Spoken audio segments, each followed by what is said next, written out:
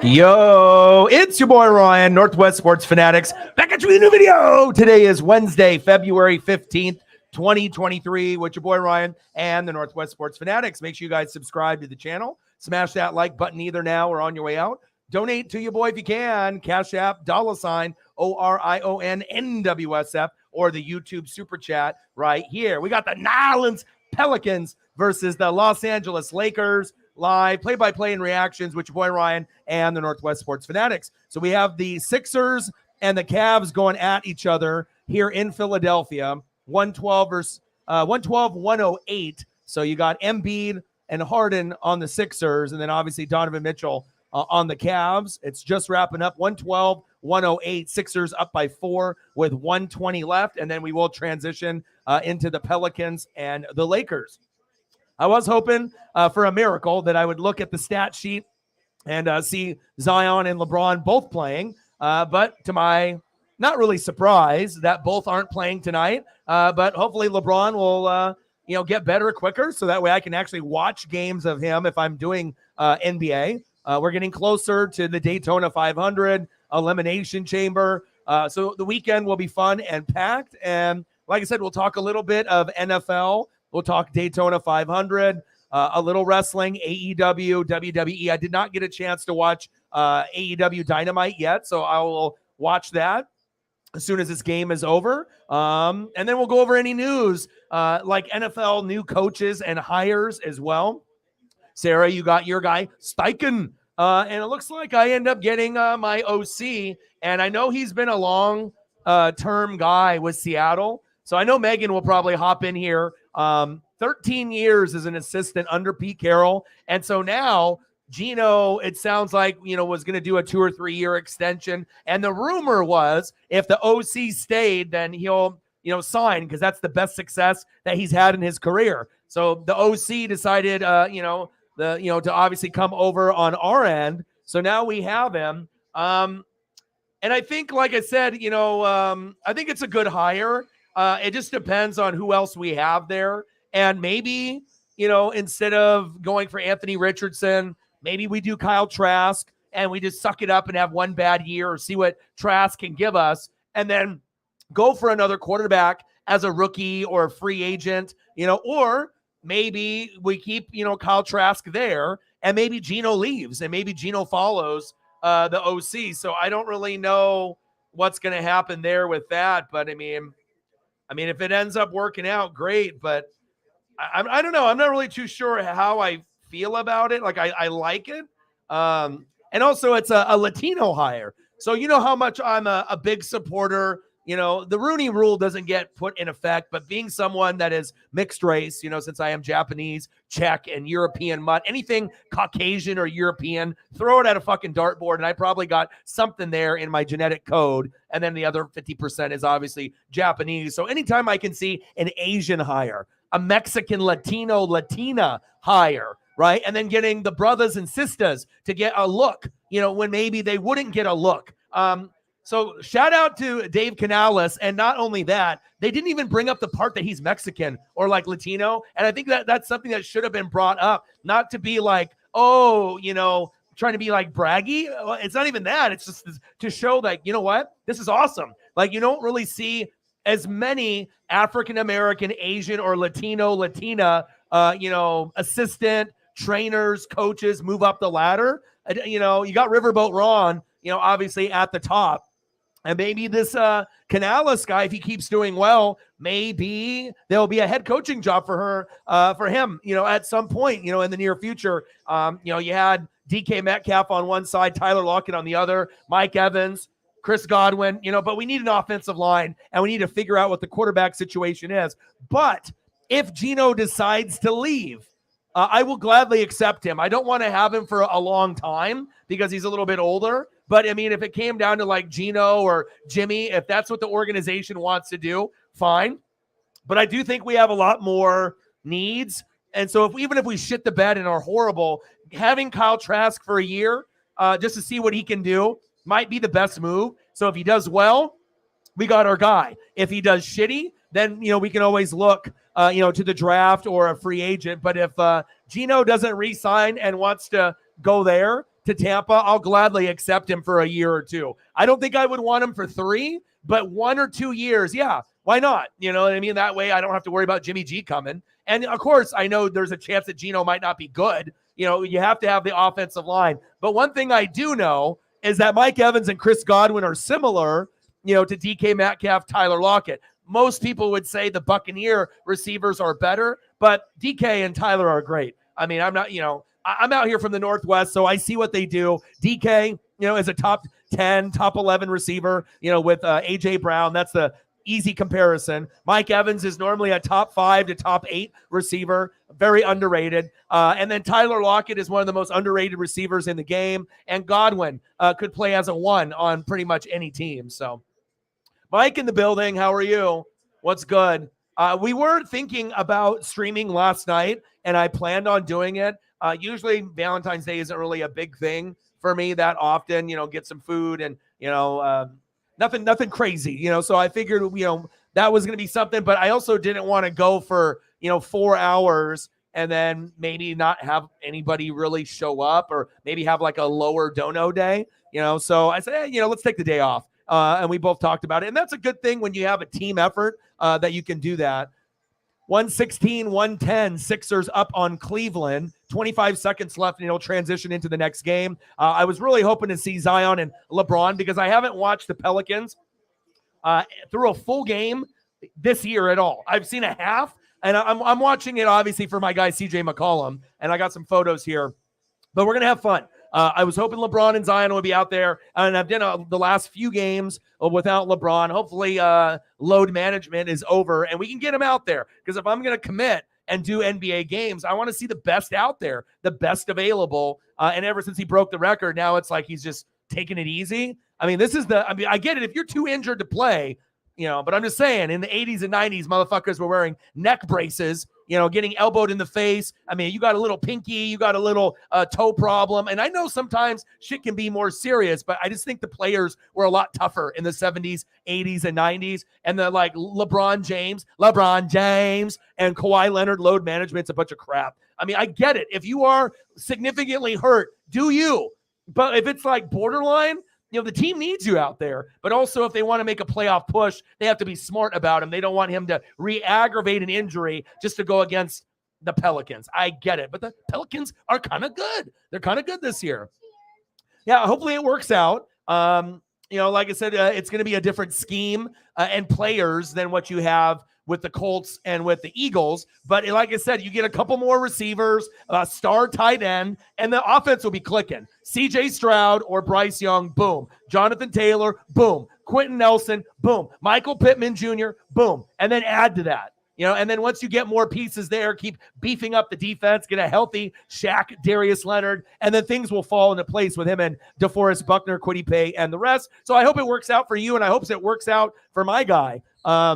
Canales. I mean, like I said, when I saw it, I was like, I mean, do I like this higher or not? I knew he was in the ranks for over 10 years. It's 13. So he's been very loyal to Pete Carroll. And now, you know, maybe the decision, we'll see what Gino does if he stays or goes. But if they decide not to pay him and the Buccaneers are a willing participant, but we also have to see with like Carr, Gino, if the Buccaneers are interested, or if we just save money, stick with Kyle Trask, shit the bed, probably win 4 to 5 games unless he overachieves and we see what he can do. But we need to get O-line. We need defense. And yeah, Carr and Gino are great, but do I want to have Carr and Gino at 38 to 40 million a year? Even if the salary cap goes up, that seems like a lot.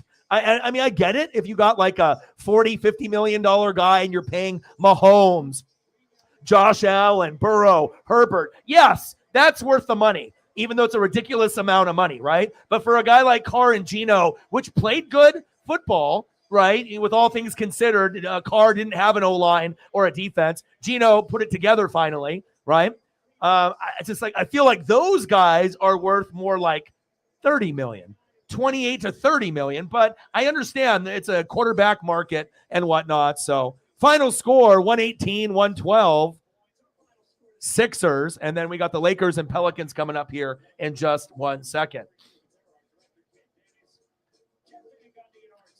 I saw that. I was like flipping through, and I was like, no. And they got blown out, didn't they? That sucks, man. Well, yeah, it just crazy. I mean, we normally don't see Bama number one in basketball, but I mean, they shouldn't slide too far down. And I'll tell you what, Mike, I am actually excited to watch what your team can do in the tourney. Because, I mean, how often is Alabama? We know them as a football school. And every once in a while, you'll get a football school that turns into like, something on the basketball side, or the flip side, a basketball school, and then they do something on the football side, like Kansas this year. It's not the same thing. Kansas wasn't number one, in the world, in the globe, you know what I mean? But to see a basketball school kind of compete and actually like try to hang with some teams, it was cool. It was cool to see. So I'm definitely excited to see what is in store for you guys. And who knows? I mean, anytime you get ranked number one at any point of the year, you are a boss. You are one of the top tier teams. And we already know Duke and North Carolina are no longer the powerhouses that they used to be. So there's going to be wiggle room for these other college teams that are slightly maybe not as popular that might be able to really make a legacy this year. And who knows, maybe at the end of the year, Alabama might be the champion when it's all said and done. Who knows? Who knows? New Orleans Pelicans, 30-28 record, 10-18 away versus the Los Angeles Lakers. 26-32, 13-14 at home. The record would be better if bitch-ass LeBron would get out there. Yeah, you broke the record and you've sat for like the last 3 or 4 games. And how do I know? Because I've been doing every fucking Laker game pretty much. I mean, I'm going to do the Blazer games, and I'm going to do any game that's the late game on Tuesday, Wednesday, Thursday. So if it's or Friday. So if it's ESPN, TNT, and it's that last game, whoever's playing, I'm doing it. So, because that's the time I'm going to hop on. And I've seen a lot of LeBron. But as of late, not so much. So we'll see what happens. Steichen, Phillip. Hey, hell, why not? Why not? Bring him in. The more the merrier. As long as Phillip Rivers isn't your quarterback, you're good. Mike, my boy, how are you? I did see some stuff. I retweeted some stuff about Dale Earnhardt in the last 2 days. They showed him 25 years ago winning Daytona 500 for the first time, around 98, 99, around that time, I believe. And they had a cool video where everyone came out and gave him a high five. That's a lot of respect. And then it was like, who was the person that got you into racing? And that was on Valentine's Day. And Dale, of course it was Dale Earnhardt. So, yeah, pretty cool. And then I've been seeing some stuff about Chase Elliott and liking and, reading some of the stuff, and definitely excited, for not only Elimination Chamber on Saturday, but I'm excited for the Daytona 500. We're going to be doing NASCAR full time. This will be our second year full time. CJ McCollum, Brandon Ingram, Trey Murphy III, Herbert Jones, and Jonas Valanciunas versus D'Angelo Russell, Malik Beasley. LeBron's playing. Holy shit. Jared Vanderbilt, Anthony Davis. Oh my God. Because just as of like 25 minutes ago, they said LeBron wasn't playing. Well, fucking A. There we go. Motherfucker. Let's go. Now this makes the game even better for me, because I was like, if I can't see Zion, at least get me LeBron, please. And what do you know? He's like, oh, Orion's bitching with the load management. I better get out there. I better not fucking be a pussy. All right, LeBron. Let's go. The fans, I mean, imagine buying a ticket and you go in there and then finding out LeBron ain't even fucking out there. That'd be brutal. But a lot of these people are so fucking rich, they don't give a fuck. They're on their phones half the time. That's what's really irritating to me. Like, they don't really do it at football games or, baseball from time to time. You know what I mean? But like, how in the hell can you be so rich and not give a shit about the game and be on your phone? I mean, you're in the first 5 rows. You're just so entitled and rich. You can't even look up. That's just wild to me. Russell for 3, baby. 3-0 Lakers. And I got some good photos here for you guys. D'Angelo Russell. Woo! Let's go. 3-0 LA. And then we got Brandon Ingram, who I love, former Laker. He's a really good player. I don't know. He kind of is long and lanky. He kind of reminds me of a poor man's Giannis. You know what I mean? But he's not a poor man's Giannis, because, I mean, I think Ingram's a really good player. I'd take him on the Blazers in a heartbeat. He's long. He's got length. He can shoot. He can defend. And we got my boy CJ McCollum right here. Ooh, should have passed it there. Get up, CJ. Oh, in and out. And I got some good CJ photos and whatnot too. And we love him here in the Northwest. Anytime CJ is on, we're rooting for him. We know the NBA is a business, and we got Anthony Simons, and he almost fucking destroyed his leg yesterday and knee. Luckily, the MRI became negative. And one, Anthony Davis. Oh, baby. 7-0 Lakers. Oh, my. Okay, baby. Thunder and lightning, just like that, huh?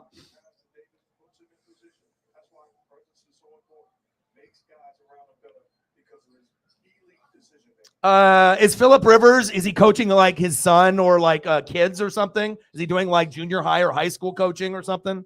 Like high school or something, isn't he? Oh, good.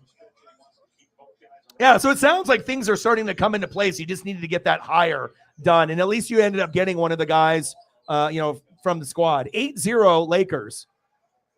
I can't believe LeBron is playing. I'm like kind of dumbfounded right now. I thought for sure, because like all day I was like, LeBron, Zion, LeBron James with the miss. I got you, LeBron. Don't worry, bro. I got you. Nice little HD LeBrons. CJ McCollum at the top of the key.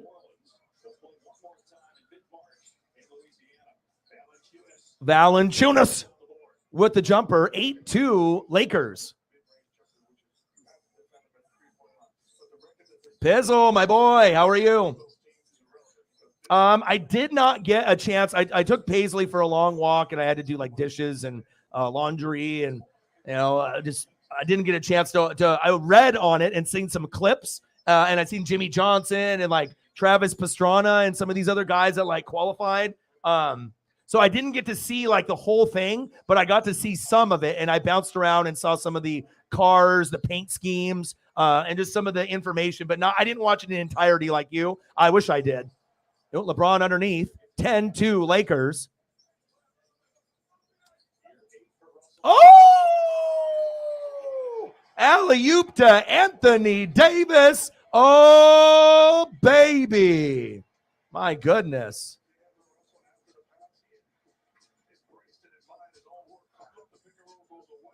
Okay. All right, Anthony Davis. I see you.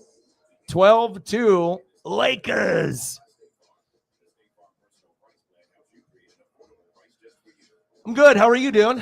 What's good? You got any new information for me for Dolphins? I mean, I want anybody who's a fan of me and the channel, if you got something to say or some news, through your beat writers, for the Dolphins, give me some info. Give me some info what the vibe is, for like the quarterback situation with Tua. Keep him, let him go. What's the direction? What's the vibe with Miami? Hashtag fins up. What's going on? Keep me posted on that. I do a lot of reading. I mean, I follow all the team websites every day, and I'm doing a lot of extensive research and whatnot, but it's always good to get a finger on the pulse of someone who is really a hardcore fan of that particular team. And I know you do some reading and research, and you end up trying to know as much about your team. So keep me posted with that. Same thing goes for you too, Finley. Absolutely. I saw that. And, anything that you want to share with that, please write it in the chat, anything that you go over, because like I said, not a lot of people have the dedication to write things out on paper or on the computer. So you're like, I respect that, because you don't have to do that. No one has to do it. But, sometimes if you want to gain a better grasp of the team, and also it'll give you a better grasp of college, it'll give you a better grasp of your own team, and it'll also give you a better grasp of the league. So that way you're not just an expert, of the Seattle Seahawks and maybe some of the guys that, or, might come in, you know what I mean? But then you do the research, and then you see where these guys go, and then you remember the things that you watched, and then you can follow their career. And then maybe down the road, maybe they will be a future Seattle Seahawks. So if you got anything that you want to share, based on what you watched on YouTube videos, articles that you've read, like I said, not a lot of people are willing to write out a lot of the stuff in a scouting report, like pen to paper. But I respect that, because you're like me. Not a lot of people are willing to type shit out on the computer, write shit down. You know what I mean? It's going the next level. You know what I mean? But again, if it's something you care about, you love your team, it's like, you're not getting paid to do it, but it's cool. So I will let you share anything that you found, Seattle Seahawk wise, educate us based on what you see. And obviously I watch film, so I see it probably as well. And like I said, we can compare, and that way you can kind of give some little breakdowns as far as what Seattle may be thinking. Now, Megan, your guy here ended up Dave Canales, the quarterback coach, was under Pete Carroll for 13 years. Now he is the Tampa Bay Buccaneers OC. So I know Gino and him had a good relationship, and the rumor was that he would like to sign with him, 2 to 3 years, preferably 3-year extension. I would prefer 2, right? But now, do we keep Kyle Trask and use him? Do we bring in Carr or Gino? And does Gino follow Canales to Tampa Bay? And if Gino decides to come to Tampa Bay, I will take him for a year or 2. I don't want anyone for like 3 years, but it'll at least give him and Trask a chance to battle it out if Tampa thinks that that's the best option. Offensive foul, turnover, 12-2 Lakers. Season career high in field goal percentage, 3-point field goal and free throw for D'Angelo Russell. So when I saw that and Sarah shared it, and I was like, at first I was like, do I like this hire? And then I remembered he was with the team for more than 10 years, so he's incredibly loyal. Very cool that he's Mexican and he's Latino. We don't have enough Latinos, Asians, and brothers and sisters with opportunities to move up in the league. So I really love that. And I think it's really ironic that they didn't even bring up that he was Mexican or Latino. That's a big thing. And it's not to be like boastful, but it's like fucking A, there's barely any Latinos and Latinas that are in the ranks. It's like, you can shout that out for, his heritage. I think it's a cool thing. Not a lot of the Latinos and Latinas are going to be able to move up, and he put in the work. He's earned it. And I'm optimistic, but I am excited. Nice flush by the Pelicans. Herbert Jones with the dunk, assisted by CJ McCollum. 12-4 Lakers. Yeah, we already hired him. It's like, it's our guy. Vic Fangio, I saw that. And Vic was a very good defensive coordinator for the Broncos when they were good, but when he became a head coach, not so good. So it shows you some guys can only coordinate, and some guys have the leadership and people skills. And sometimes people think, the guy's a good DC or OC, he can do it. And we've seen guys fail over and over again. It really does take a special human being to be a communicator and not work, with these fucking egos. You got to put them in check. And I think that's going to be good for you guys because you guys need defensive help. Stolen. Vanderbilt. I like Vanderbilt. The Lakers made some really good moves at the break. Alley-oop. Okay. Hopefully we get Jameson in here. Let's go. Anthony Davis with the alley-oop dunk, his second of the game. 17-4 Lakers. Wow. I was really hoping Zion at some point is going to get healthy on a regular basis, because then this game would have been more, action-packed, to see Zion block a shot in the 10th row or do a 360 dunk. But I remember when him and Ja came out, and I was telling people, Ja's going to be an all-star and he'll be better because, the injuries. Fucking Zion exploded out of one of his shoes, and yeah, he would do the 360 dunks and shit, but I could tell that guy was going to have injury problems unless he lost weight. And even if he loses weight, his body's kind of brittle for being as buff as he is. So.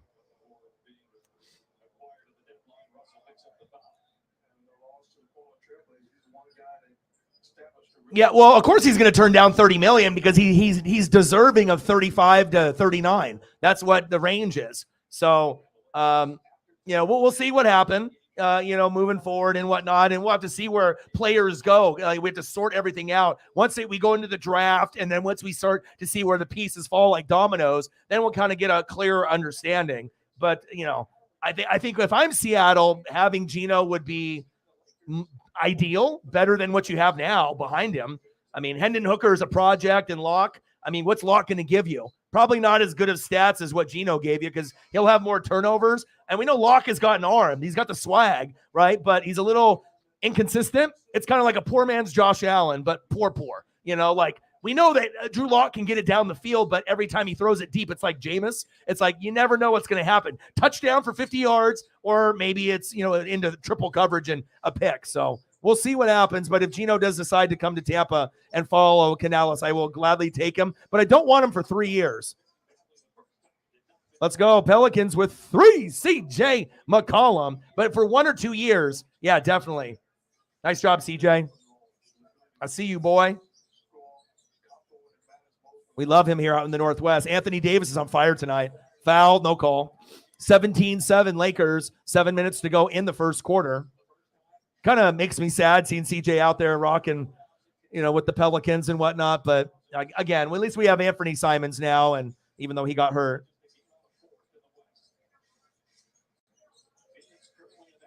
And they got a nice three. CJ, Jonas, Ingram. Ingram's hella underrated too. Nice jumper there. CJ McCollum, baby. 17-10 Lakers.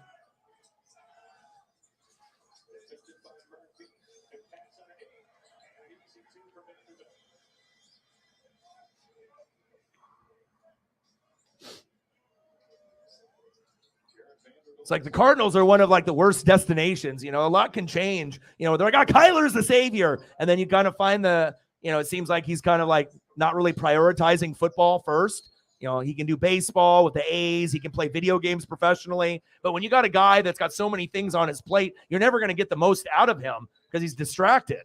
And that field was actually terrible in the Super Bowl. That's facts.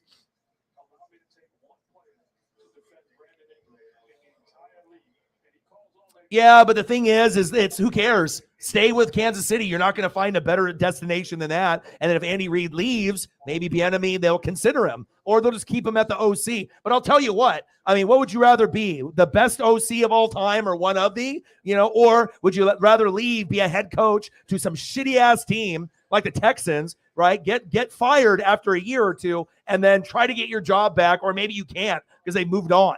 You know what I mean? So for me, I know a head coaching job, the prestige of it all, but some guys can't do it. And maybe just being the best OC or a top 3 OC in the league and having the legacy with Andy Reid and Mahomes and Kelsey is enough. You know what I mean?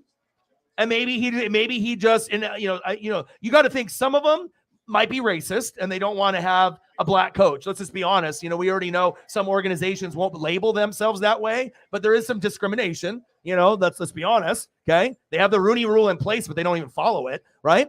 We need to get blacks, Asians, Mexicans a little bit more opportunities to move up in the big boy league. Right. But I don't know. I don't know. We will have to wait and see.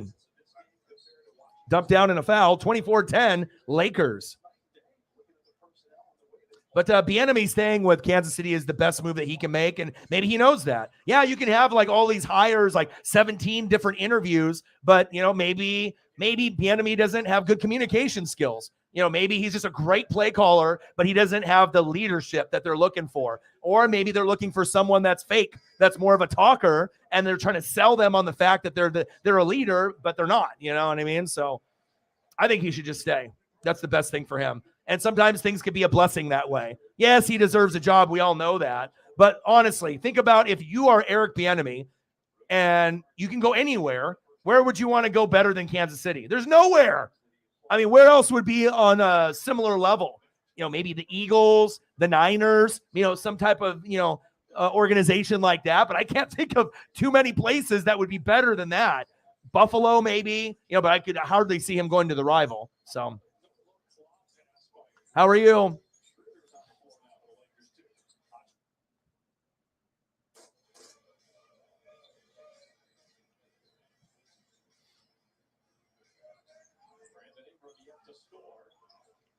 Tyler in the building. How are you? 24-12 Lakers.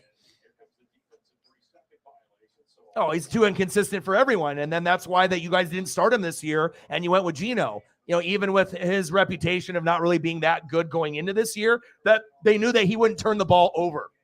So pretty much they were like, okay, Locke is inconsistent, but he can throw deep, but he has turnovers, right? But then you get Geno, who can't throw as far, or at least they thought initially. He can't throw accurate as far, right? Because he's never had a good O-line, and he won't turn the ball over. And then they just found out that, DK and Lockett are obviously amazing receivers, made his job easier. And then, Kenneth Walker and the linemen and Lucas and Cross, everything fell into place. Tariq Woolen. So, it's a team effort. And that's big facts.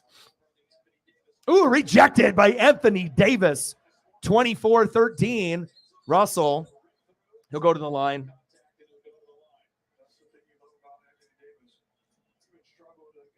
Yeah, either one. I mean, CJ probably is a better fit for your guys' team. But again, both are going to struggle. Both are not going to be superstars necessarily right away, unless your O-line gets back to being the top 5 O-line that we remember. And, if you can get all those pieces in line, defense, get some better receivers and better tight ends, it's good that you guys drafted. But to me, they're not good enough. You know what I mean? We're talking about Indianapolis Colt football, Marvin Harrison, Reggie Wayne. Pittman is not that level. He's a 2. So you need that A.J. Brown, DK Metcalf in Indy. And once you get that, that's when you guys will take off. That's my personal feeling with it. So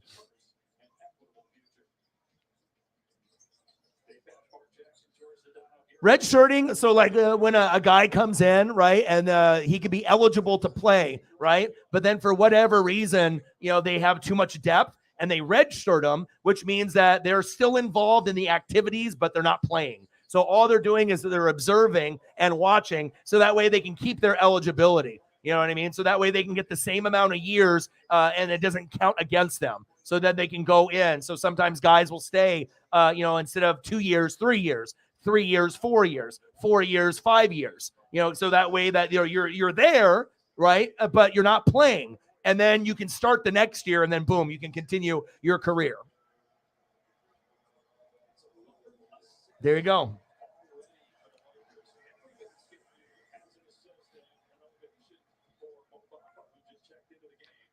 Yeah, we saw that. Well, it'll be interesting to see what happens.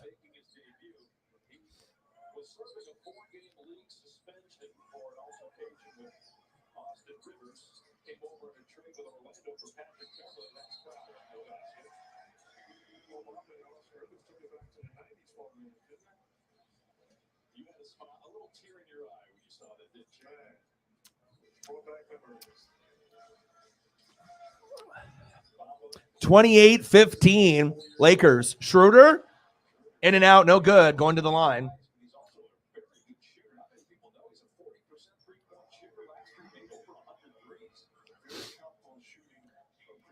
Normally it's not your choice. The coach does it for you. So it's not like, well, I'm a great player. I'm going to decide to just sit and wait. It's usually the coaching staff that decides if you're good enough or not, and if they want to redshirt you or not. So you don't really have a say in it typically. Most of the time it's the coach, and he's like, listen, you're really good, but we have too many quarterbacks right now, so we're going to redshirt you. That way that you can compete, for the starting job next year and see where it goes. So, and a lot of times, the players will get a little disappointed, especially if they're like a 5-star recruit. But if you're going to a big school like Ohio State and they already got 3 guys already there, sometimes you got to wait your turn. And once you wait your turn, that might even mean sitting on the bench for 3 years if you don't transfer in the portal. And then finally you get one chance to prove yourself. But if you do good enough, you might make the NFL.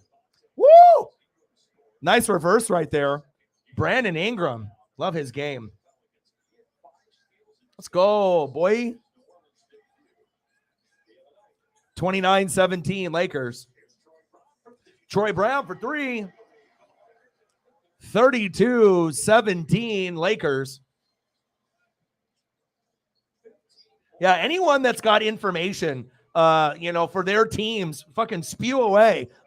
Spew and barf all those facts out there in the chat. Because like I said, it's good to be able to get the stuff out there, so other people that are hardcore, they might not look at Seattle stuff like you, Megan, but we got like Finley Panthers and Mike with the Saints and Colts for Sarah, me with the Bucks. But I follow all the teams. But also, I want to be able to see what extra research you guys are doing, because there might be like a specific local guy or a beat writer or someone that's connected to the Twitter account or Instagram or a fan page or some other report that comes out. But we want to make sure it's like real stuff, because there's a lot of like sources that aren't really reliable. You know what I mean? They're just like out there. But you already know who the real ones, and like Rappaport, you get certain guys that that most of the time they're pretty legit. But then you get these other like smaller sub companies or like organizations that try to spew out like facts, but it ends up being more like rumor, sometimes not even real. So that's why I'm kind of like, I don't really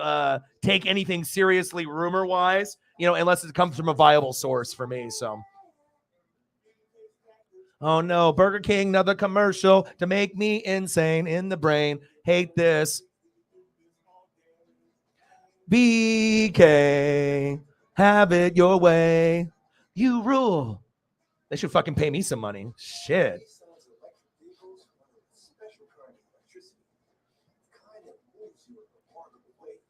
Yeah, share. I mean, like I said, I mean, at least, I recognize the hard work that you're putting in, and, it feels good to be recognized. Everyone loves to be recognized. And I mean, you're going to take it to an extreme level. I just follow too many teams to be writing out, 10 pages per guy or something like that. You know what I mean? But usually there'll be something that either will be written on paper in a notebook or on the computer. And I'm just, always, going through highlight packages and websites. And I mean, like I said, it's one thing. You think it's difficult keeping up with one team. Imagine keeping up with, 32, as if they're your own, and college football, NBA and college hoops, and wrestling and NASCAR and baseball. I mean, it's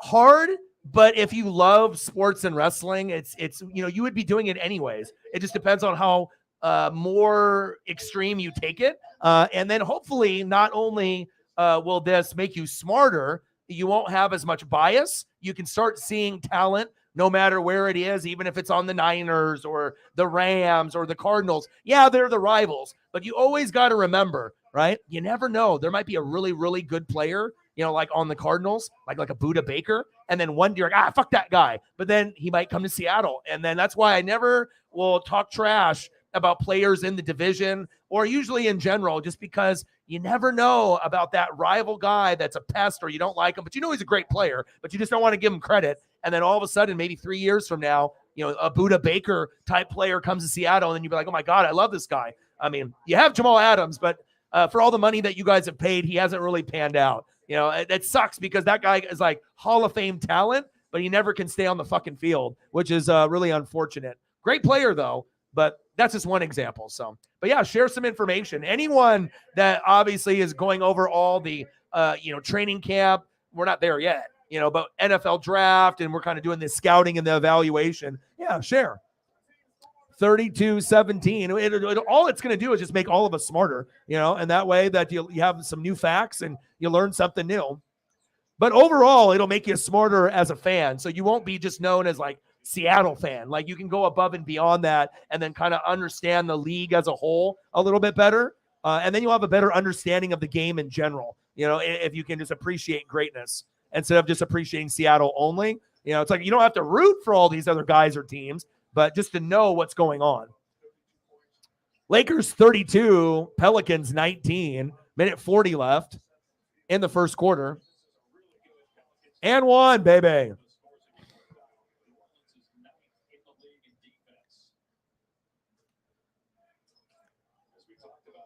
Bryce, yeah, either one will be good.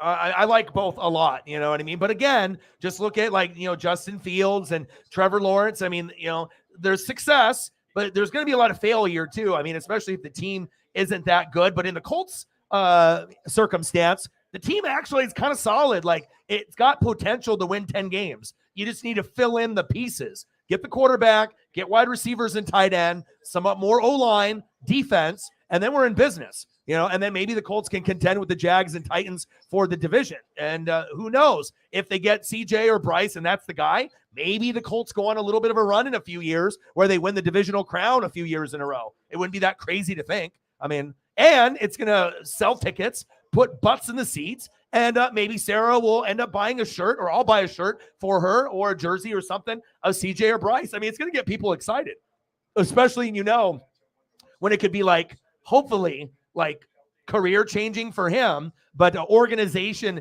changing, like future, like changing the future of like maybe the Colts can actually get to an AFC championship game one day if they keep building and if they get Bryce Young or CJ Stroud, and maybe if they keep building, maybe there'll be an opportunity in like 5 to 6 years where they can overachieve and go a little bit further. Hell, it could be even sooner than that, but you have to think the first couple of years are going to be very tough. But again, if the Colts can keep improving the weapons for whoever the quarterback is, it's going to make his life easier too. And you already got Jonathan Taylor. We just need Jonathan Taylor from 2 years ago, not this last year. We need the better Jonathan Taylor. 32-23 Lakers. Minute 5 left in the first quarter. LeBron James. I can't believe he's playing. Spin move. Oh, foul. LeBron going to the line. LeBron James.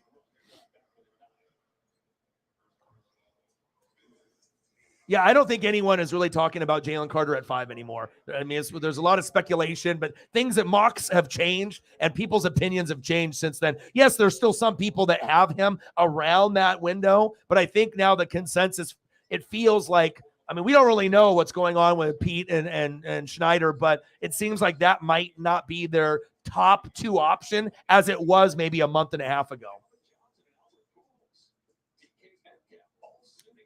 I assume they're going to still consider, every guy in the top 10 that meets their needs. They're going to have a board, of like 5 guys that they want, and they're probably all going to be, picked within the first 12 picks, unless there's a sleeper pick in there that they believe in. And sometimes those can really help you out too. Or a guy that's supposed to be a top 10 pick and he slides and goes like 20, but goes to a good team and then boom, starts off his great career. 33-25 Lakers. Cyberpunk, my boy, how are you? That parade was something else, boy. I saw Rachel was there. Holly was there. I know you went and got your shirt. How's it feel, man? And it's cool, too, because like I said, I've always enjoyed watching the Chiefs, even when they had some struggling seasons. I'm a big Christian Okoye, Derek Thomas guy. I really am. And like, that's the big reason why I followed that organization in Montana and Rice. And then obviously with like Randall Cunningham, in the old school era, Jerome Brown, I have a lot of memories, from those teams. There's just certain teams. And it's just kind of ironic that now me doing this full time and doing YouTube, that the biggest supporters of the channel are a lot of the teams that I followed as a kid, like very extensively. So 38-25 Lakers, end of the first quarter. How are you, Cyber?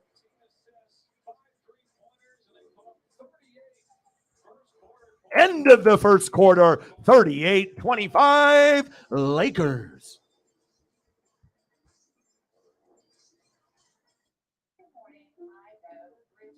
Good to see you guys. I was going to stream yesterday, but then I messaged Sarah and asked her, like, what do you think? And I know no other fucking streamer asks their mods, hey, or like gives them input, but this is a team effort. And I really want to, show people that it is a team effort and it's good. And I know she probably feels like, wow, he's actually asking what I think, but this is a team effort. We got great mods. We got great people that are supporters of the channel for life, brother. And like I said, it's always good to be able to have an input, not just a female input, but just an input of someone that I think we think kind of similar, and it's always good to bounce ideas off. Like there'll even be times where I'll share like backgrounds or like, thumbnail options like this one or this one, it's just always good to be able to not have that ego, that whatever I think is the right thing every time. You have to be able to take a step back. And even if you feel that you're original and you have your own style or swag to it, there's always going to be someone else that's got maybe another opinion or a similar one, or maybe they agree, but it's just good to bounce ideas off. And yeah, like I said, I couldn't ask for a better group. And it's nice that I have someone as loyal as Sarah, because there's some times where it's tough and it's slow and, it's miserable. Sometimes for both of us, and we're just like, hey, we're just going to keep grinding it out, and we know we're going to get people to show up. And we've always learned, no matter where we're at, people or donos, all it takes is one person to change things, and that's so true.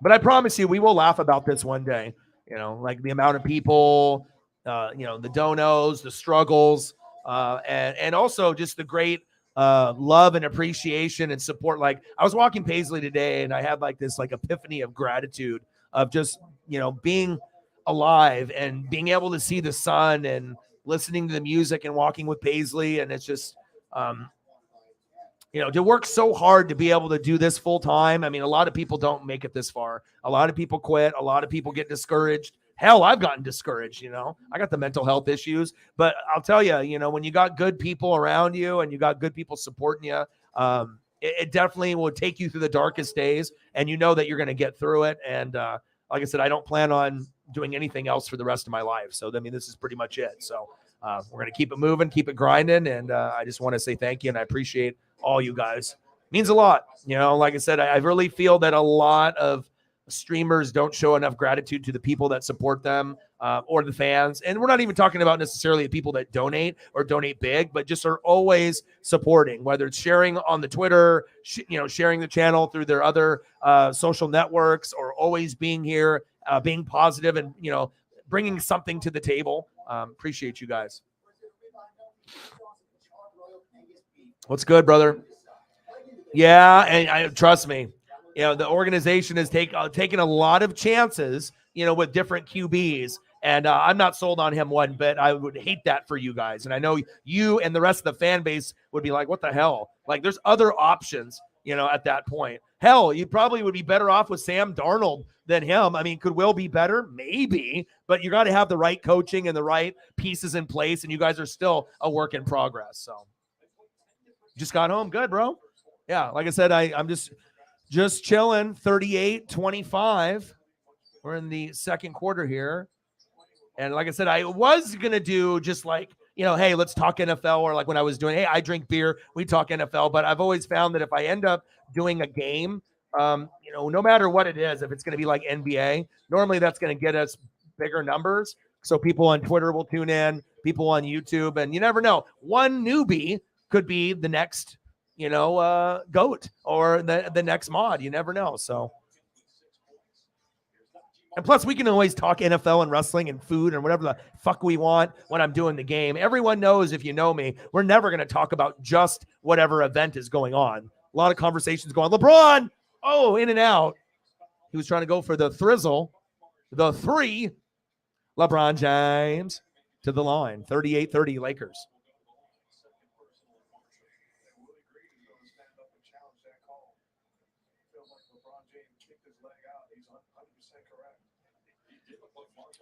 Yeah, it's tough. You know what I mean? And like I said, it's just, there's some braggy fans, there's some humble fans, and nothing will make you more humbled than losing a Super Bowl. It's a great feeling when you win one, but a lot of teams don't win like two opportunities at Super Bowls. The only two teams to do it, the Ravens and the Buccaneers. That's it, where we've gone and we've won both. You know what I mean? It's not something that happens. A lot of teams will go 1-1. It's just, that's what happens, even if they are a really good team. But the good thing is, Jalen proved, and I told you guys, I thought he was a Dak 2.0, and in a good way. I thought he had a lot of potential. I said, this is the guy. And then even Eagle fans wanted to argue with me. Based off that performance that Jalen had, that would have won MVP. He had a better game than Mahomes. So now we have to say Jalen is a top 5 quarterback. And a lot of times people didn't even want to say he's top 10, the haters. So now, with everything that happened this year, he didn't let the team down. The defense did.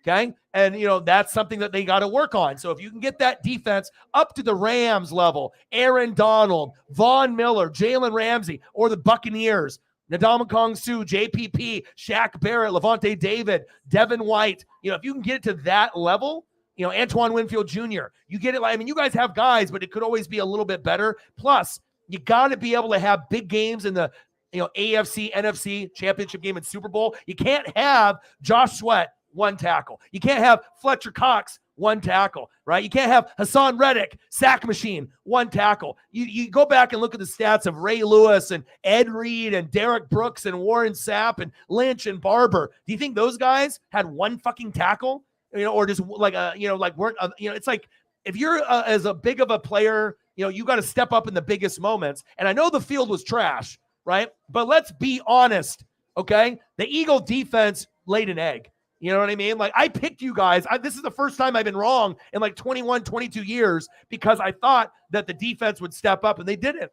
So, that's just something that you have to understand. Fuck the play at the end. If you didn't give up the Kadarius Toney touchdown and the long return and the Sky Moore touchdown, you win the Super Bowl. And we're talking about Jalen Hurts and the Philadelphia parade. So remember, you're going to get back there again. You already proved all the haters and the doubters wrong, and it's almost better to be an underdog than be the favorite, because when you're the favorite, everyone's coming for you. But it's not like the Eagles won it last year. They were just so good. But you got to step up in the biggest moments. And for me, if you don't get to Mahomes or Burrow at all, no picks, no sacks, you're going to lose 100% of the time. It's impossible to be able to beat a guy like Mahomes or a Burrow, right? If you give him 7 touchdowns, no picks in the playoffs. That's like a Joe Flacco, 11 and no interceptions. Like, to me, even to this day, thinking of what Joe Flacco did in that 1 year still boggles my mind on how good he was. We saw Drew Brees with a run like that, Aaron Rodgers with a year like that, and sometimes you get really, really hot at the right time. That's a facts. That's a big facts. So I know it's tough for a lot of the Eagle fans. Chief fans, fucking soak it in. Mahomes, getting that Super Bowl ring and the legacy. Andy Reid, Bieniemy, Kelsey, right? Mahomes. And the Eagles, they will get to a few more NFC championship games because the NFC will have a lot of openings. A lot of the older players are gone. I mean, we're going to be looking at Cowboys, Eagles, and Niners, and then surprise teams. Maybe a team like Minnesota getting better defense and a few others, okay? You know what I mean? But for the foreseeable future, it's going to be Eagles, Cowboys, Niners. They're always going to be at the 10-win mark. So as long as you feel that you can compete with those two, all right, Philly, you might end up going to a Super Bowl sooner than you think. It may not take 5 to 6 years. Maybe it'll be 2, maybe 3. Maybe next year. You never know. You never know.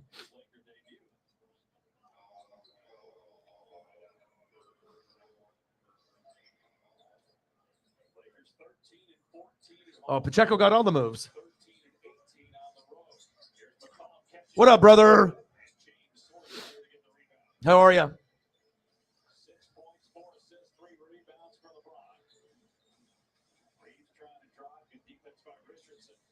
Yeah, that'd be a great spot for him to go to. Anderson for the Bears.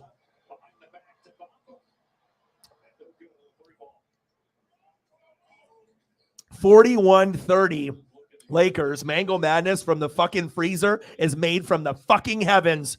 Try it sometime. Go to Safeway. Go to the Snapple section. Buy that and the kiwi strawberry. Throw that bitch in the freezer for like hour and a half. Shake it up. Drink it. It's like a piece of heaven. Big dunk. Mo Bamba from Austin Reeves. All right, Mo Bamba. This is my first time seeing Mo Bamba on the Lakers.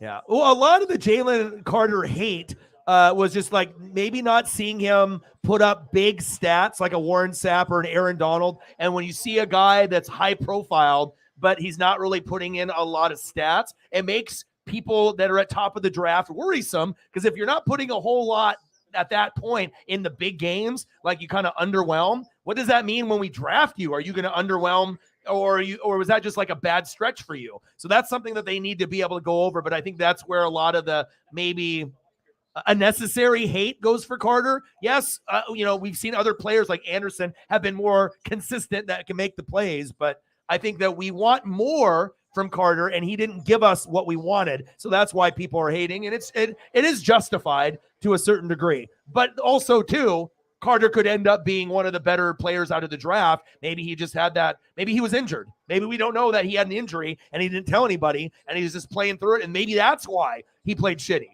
or not up to his potential as a superstar, top 5 potential pick. You know what I'm saying? So a lot of times, we really rip on these guys, and we don't know all the information. I mean, even me, we can do all this reading and research, but we're not in the building. We're not with the players. So a lot of times, a lot of athletes are injured, and we never know it until the season ends, and then they talk about it. It's like, yeah, man, I played the whole fucking season with a fractured clavicle. No biggie. No wonder motherfucker played bad in December. But you didn't know that. So it's like, and sometimes people never even say anything. There's a lot of people out there that have never disclosed like how bad they were really hurting. Just kept going out there and getting the job done. 47-34. So I always like to look at it from different perspectives and not just be like, oh, this is what it is. Sometimes things go deeper than what we can see. Got to keep an open mind about everything, especially if you don't know all the facts or the information. Then we're just guessing at that point.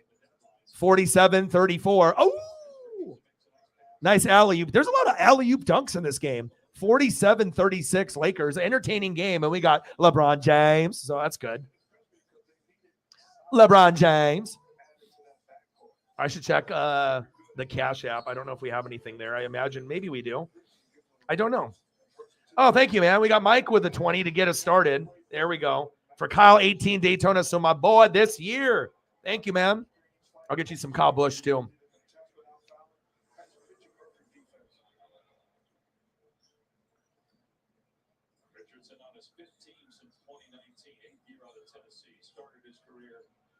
It's kind of crazy, like when you talk about something and then all of a sudden you see it like the next day.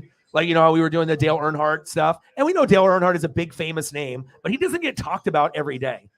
And then the next day, it's like all this Dale Earnhardt stuff. I mean, some of it has, you know, to do with like anniversaries and things that are happened, but I just think it's really weird. Sometimes it's like we'll talk about kind of a superstar, a legend, and it may not be someone that's actually in the news right now. You know, yeah, we know NASCAR's starting up, and there might be Petty and Earnhardt and Jimmy Johnson talk or Jeff Gordon. I get it. But sometimes, like, the guy isn't talked about every day. And I didn't have any Dale Earnhardt on my timeline until after. It's just crazy, man. It's like the sports gods are like, well, you know, you love Dale, and you know, we're gonna throw some stuff up on him. And the stuff that I ended up sharing with like the video of the Daytona 500, it's very cool. If you have Twitter, check it out.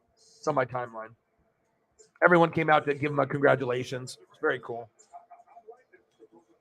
Mike Morgan, $20 on the cash app. Bang, bang, bang, bang, bang. Boom, boom, boom, boom, boom. Bang, bang. $20 holla. Appreciate you, brother. What do you want to see for photos? Let me know. I'm stoked too. I feel like, you know, the way that you get for football, that's where I'm at with NASCAR. No lie. And like, I've always had the Mariners and the Dodger love, but now we have like a superstar that I can really get behind. My Mariners and my Julio fandom is like when we had Ken Griffey Jr., where it was like, I need to know everything about this team and go even deeper. And it's just exciting to be excited about things that maybe you weren't as excited for a few years ago. So it just gives me more joy knowing that even though football's over, I'm good. I got fucking NASCAR for like 6 months and I got baseball. Fuck yeah. I'm going to be okay. But some people that don't watch NASCAR, just missed a shot. Going to the line. But Schroeder. But you know what I'm saying? Like, some people only watch NFL or college and then they're just fucking miserable for like 6 months. It's nice to be able to, you know, take an interest in other things, and you never know. It may be something that ends up turning into your favorite fucking thing. That's facts. Take a look at the upcoming national TV and all-star schedule. We mentioned this is the last game. Schroeder with the miss. 47-37 Lakers.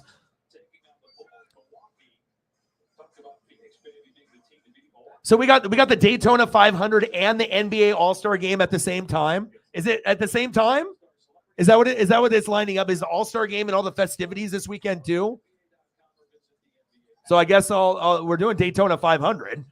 But then if it is on the same day on Sunday, and then it's what, Elimination Chamber, and then they got like the rookie sophomore game or USA International game, or like that's usually one on like the Friday, and then the Saturday is like the dunk contest, the 3-point contest, and the skills competition. So it's going to be, if that's this weekend also, it's going to be action packed. I'm going to normally, maybe I would, I don't know. At that point, I would probably do Elimination Chamber because I think that would probably get more views than the All-Star stuff. But maybe I'll do a poll and, you know, we can decide what we do. But I think I would rather watch Elimination Chamber than no-namers in the dunk contest. I mean, I love the 3-point contest, and I like everything about, All-Star weekend. Friday, Saturday, Sunday, it's a part of my life. But I think, the NBA All-Star game would get views too. But I think I would rather just have that like on, a separate thing. And I need to focus on the Daytona 500. That already shows you that if I'm choosing Daytona 500 over NBA All-Star game, there's not going to be any defense for 3 quarters, but it's going to be something where you're going to get a lot of people more than likely to come through and, kind of check it out. But we could say the same for Daytona 500. And I'm not going to miss that. I mean, Daytona 500 is like the fucking Super Bowl for NASCAR. Oh, what a layup. 49-37 Lakers. Dude, Jared Vanderbilt, that guy's kind of solid. No lie.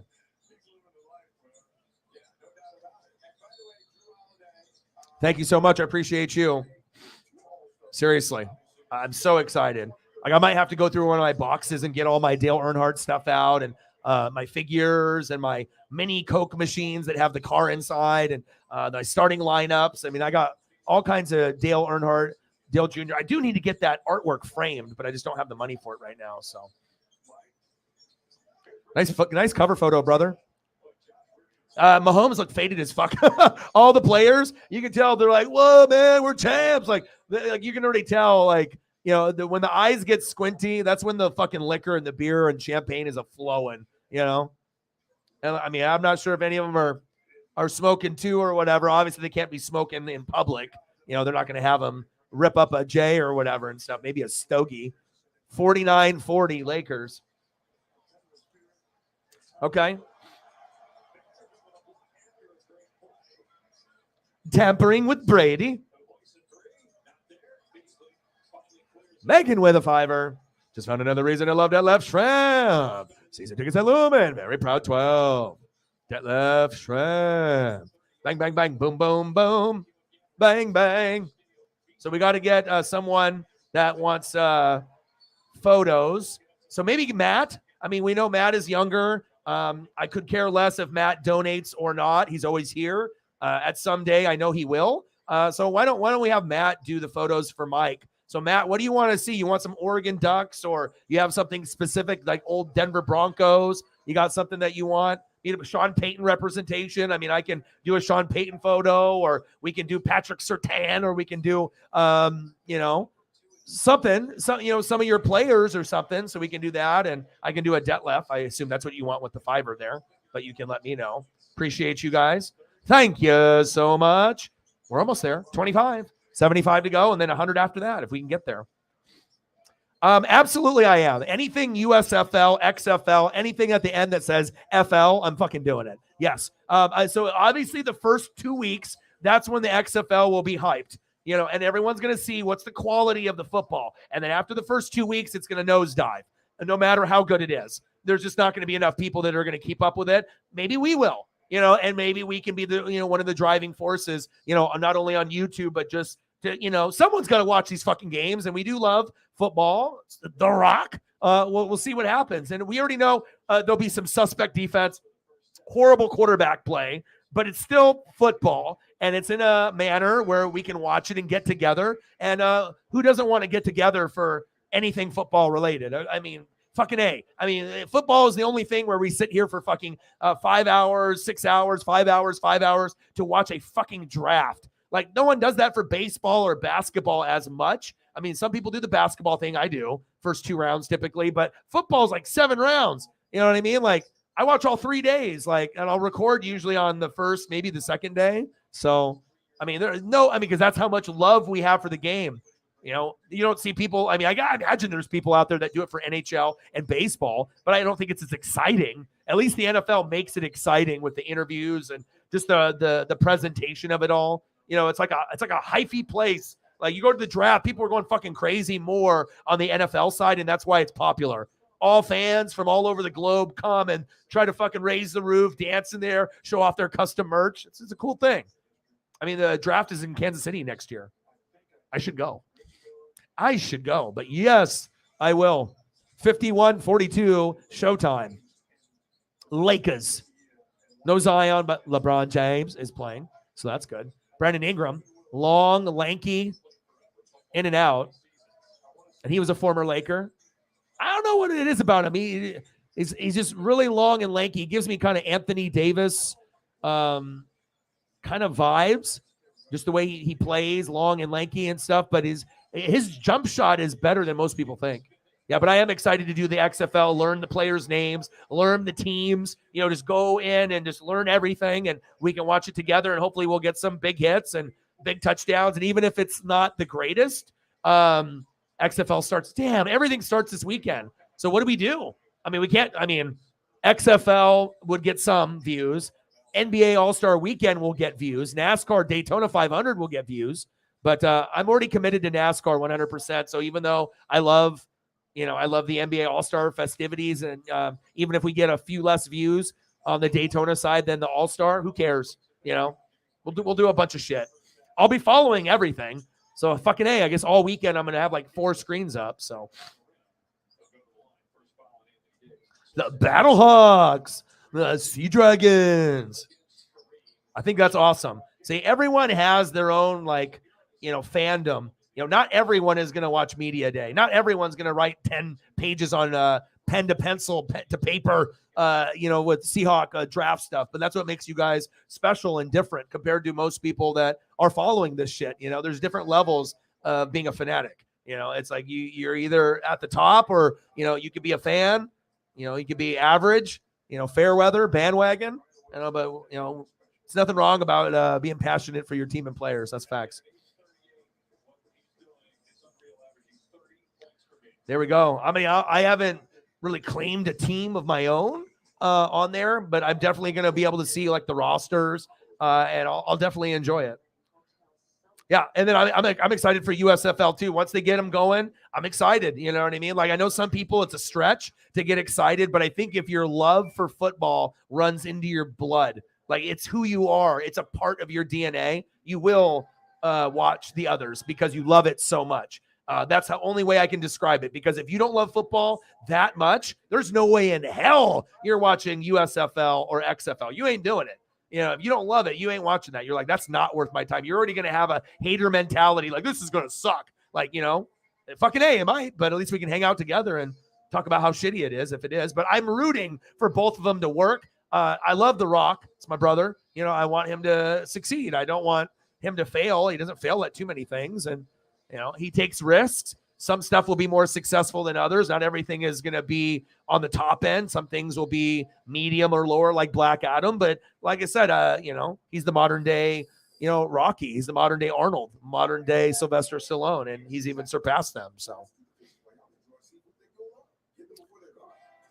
absolutely. And the fun thing is, if you really love football, the best part of it is rounds 4 through 7. Or you can even say rounds 3 through 7, because first 2 rounds, those could be starters. 3 and 4 is a project guy. 5 through 7, no expectations. So you have no expectations. Will they be on the team?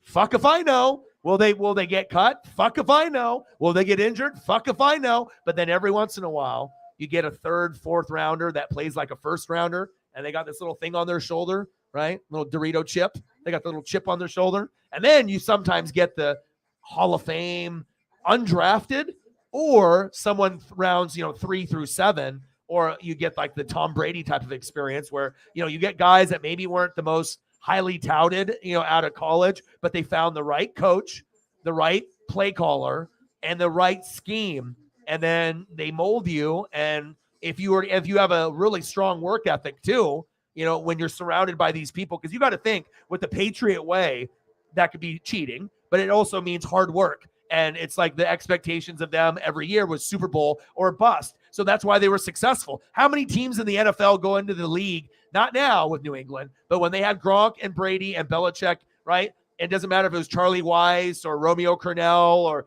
Josh McDaniels or any of the guys they've had in between, right? But they had the mentality that it's Super Bowl, not just get there, but win. And that was a big driving part of success, how you talk about yourself. And you relay that. Not a lot of other teams are like, well, I hope we go to the playoffs. I hope we don't have a losing season. Maybe we'll get to the Super Bowl. But for them, it was like this or nothing. And if we get there, it's not a success. You got to win, or it's a failure. I know Yankees kind of have that mentality, but it shows you money can't buy championships. And it's not like they're winning every fucking year.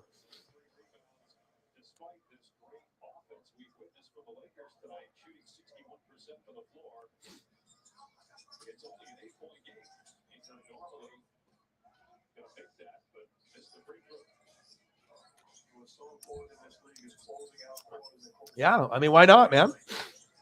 If you feel that, that's something, I mean, I don't know what the process is on how that would happen, but if you keep training and keep working and you want to try to, do that since you're still pretty young, you just have to be able to make that trip, because it's probably not going to be in Hawaii. You're going to have to go to the lower 48 for the tryout if they give you like an open tryout somewhere in the next 2 to 3 years. 53-47 Lakers. Yeah, that's a good comparison too. It's like a KD, Anthony Davis kind of frame. Yeah, I would agree to that. That's kind of what I get from him. It's like a little bit of Anthony Davis in his game and a little bit of Kevin Durant. I kind of feel a little Garnett in his game too. Anytime I see these like slimmer guys, you know what I mean? They all have their own style, but if you got long arms and long legs like Giannis, I mean, they always play different. Like they just have so much room for their athleticism to show on how long their arms and legs are to get blocks and to get plays that other guys would never get because they're not built that way. Their arms don't fucking stretch that long. Like it's wild that some of these guys like arms go down to like their kneecaps. I'm like, holy shit, dude. It's just crazy to see some of these guys that are like, 6'8" to 6'11", even 7 or higher, but they are just crazy. It's one thing to be tall, but some of these guys' legs and arms are so fucking long. Like I bet some of these guys could probably dunk on like 11 or 12 foot hoops, like no lie. 55-49. Ooh. Lakers with a rare miss. Ingram. Air ball for 3 for the Pelicans. Come on now.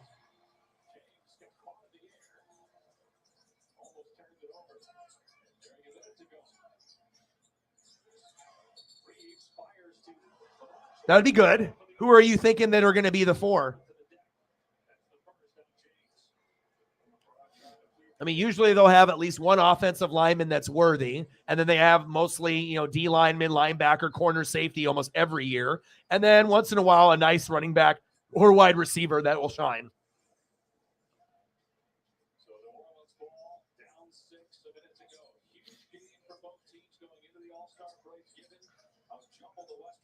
Stallions.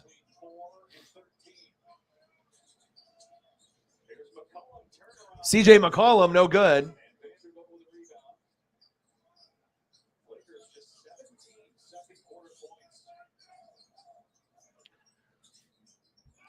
$55-49 Lakers. Anthony Davis with the jumper, in and out. I'm actually surprised the Pelicans caught up. Lakers were up big.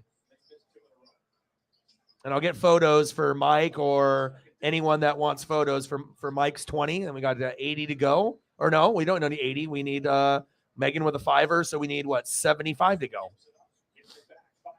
And then I'll get you some debt left. Is that what you want?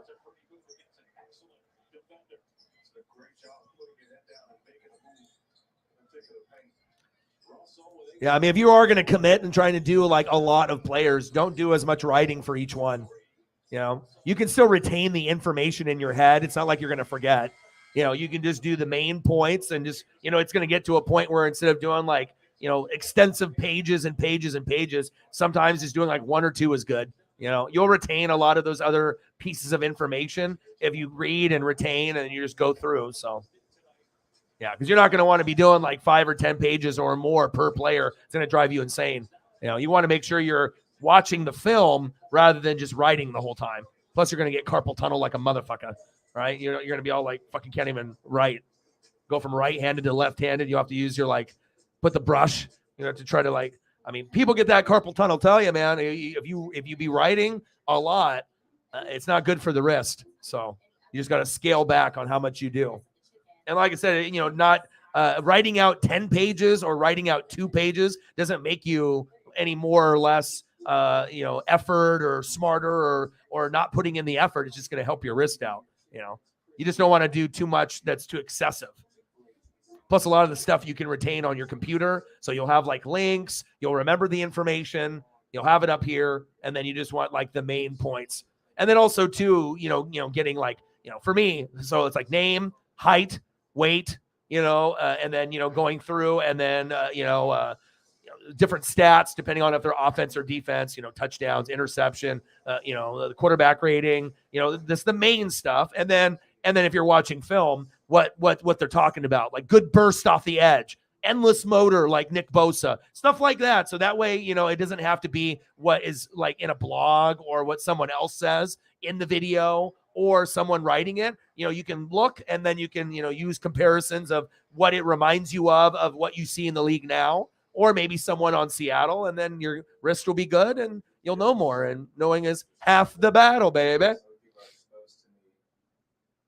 Young, Anderson, Battle, and Branch.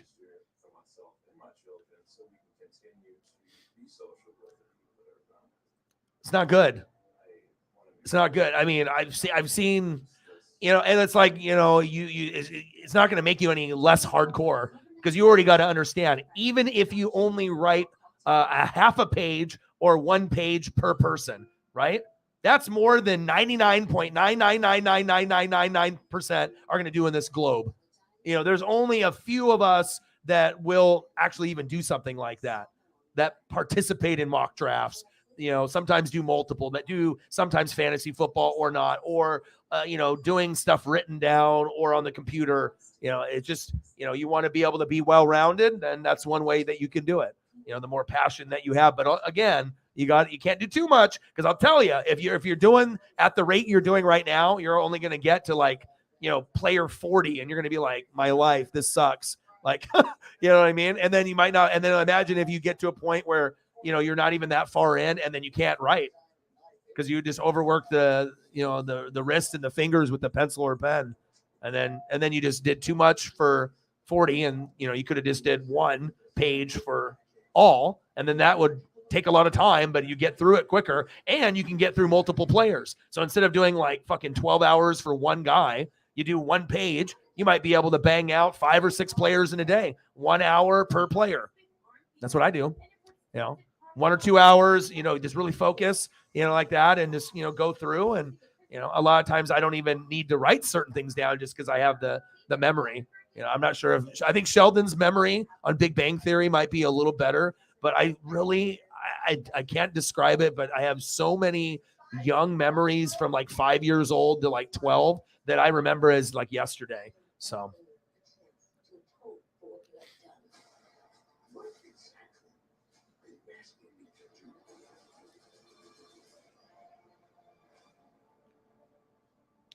Yeah, I mean, shit. Most people won't even do 1 page. So, I mean, even just doing top 25, top 50, and then just go from there. And if you want to do top 100, be out of it. There's no point of doing anything more than a page. You know what I mean? Just the basic information, and then that way when you flip through your pages, you're like, okay, 6'2", 250, Clemson. You see their name, and then you see a couple things, stats, and then an observation. Boom, next guy. And then you can flip through, and then you're, okay, 6'2", 215, 6'5", and then you can start going over the pages quickly, and then you'll make a booklet, and it'll be much easier to navigate. And then you use a highlighter, right? You'll have like highlight yellow, pink, blue, and different sections. So then it's easier on the eyes, and then you can go through the stuff. And then if you mark each thing a color, like if you're doing height, weight, college, name, and like yellow, so that way, boom, your eyes will go there first, and then you'll be able to. I mean, that's the kind of shit that I did back in the day, and and not everyone has to do that method, but I think that when you are doing research, it is.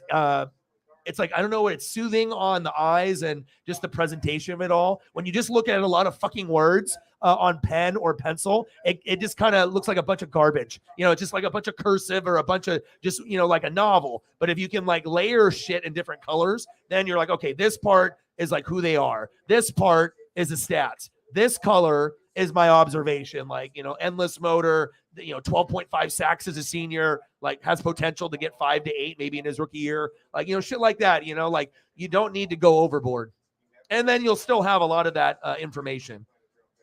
Some, okay, we'll do that. All right, let me get Detlef here real quick out of the way, and then I'll do some Duck players or college football players for Matt. I just wish there was more Detlef Shrimp. There's just not a lot. I mean, there's stuff, but it's just, I'm trying to get stuff that looks good on the screen, but sometimes it's just.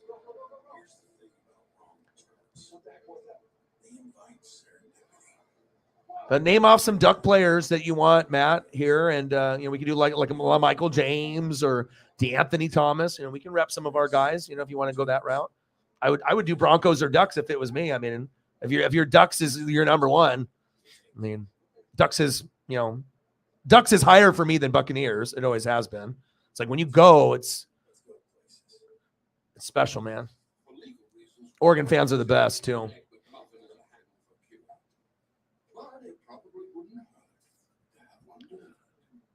Got Detlef Shrimp versus the GOAT, the greatest of all time.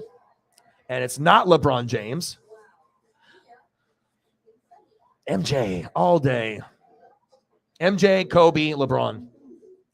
I mean, if you're under 30 and you think LeBron is better than Jordan, then you obviously know nothing about basketball. And if you're over 30 and think LeBron is better than Michael Jordan, you have to reevaluate your whole process of thinking. I mean, even Kobe Bryant, I would take over LeBron. I think LeBron's great all around, but those two are on another level. Having the Mamba mentality and that clutch gene, LeBron don't have it. Jordan and Kobe have it, and they're the only two that I have ever seen have it on the basketball level. That's a big fact.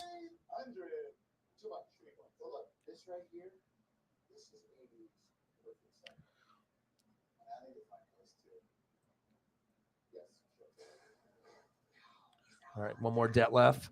And then let's get some pictures for Matt from Mike's Dono.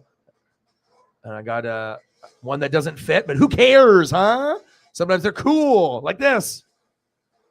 Sean Kemp in the background. It's cool. It's like a basketball card or like a promo photo. Very cool, like that. It's like backboard cam. Neat. Should be like a basketball card or like a photo. Get him to sign it on the bottom. Frame it. Put it on your fucking wall. That's a fire photo. That's the ideal photo you would want for him to autograph. Facts. Hope you enjoyed that. I'm always trying to find new for you guys, because it's new for my eyes too. So, right? Any deadlift looks good.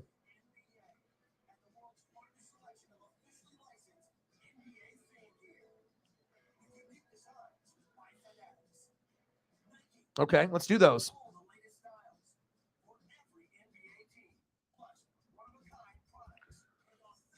Let's do it.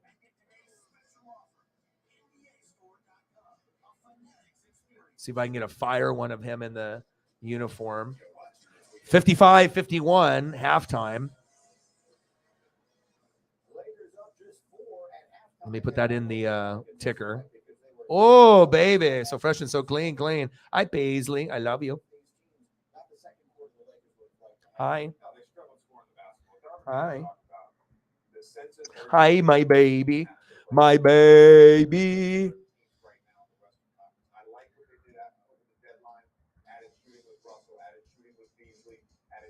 Los Angeles. Lakers. Half time. 55-51 Lakers. LeBron James. I feel that when you have to say his name, it has to be said that way. You can't just say LeBron James. Yeah, LeBron James. You gotta get the little twang. It's a must. Halftime. 55-51 Lakers. Let's get some fucking duck photos up here. That's a fire one. But then we can't have NBA in the corner. NWSF. It's football.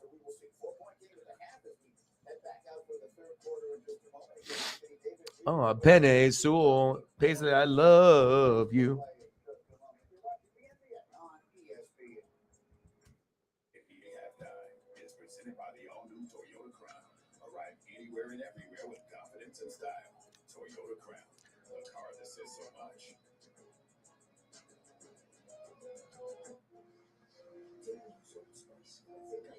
It would have been kind of exciting if Penny Sewell went to the Bengals with Burrow, but obviously you can't, pass on a Jamar Chase Burrow connection, but it would have helped their offensive line at that point. But what's going to help more, a guy that has potential to be a Pro Bowler on the line and be a very good lineman for a very, very long time, or one of the top maybe two receivers in the league moving forward, after Devontae and Tyreek get a little older. I mean, it's going to be, Justin Jefferson, Jamar Chase league. I'm not sure if there's going to be a lot of people that are going to catch up to them.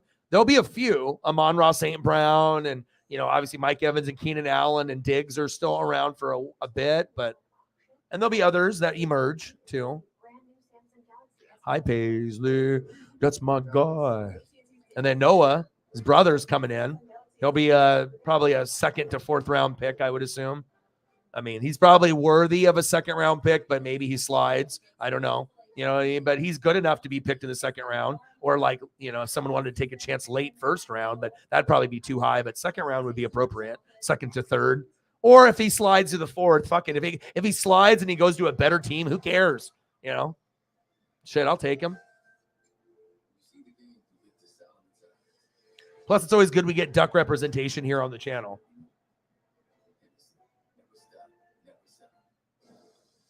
And if you're an Oregon Duck fan, this is our emotion that we have all the time, baby. And if you come to Oregon, sometime, we can go to a game together, bro.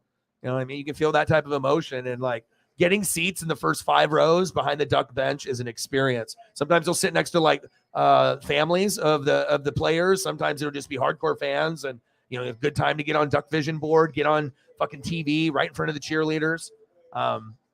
Yeah.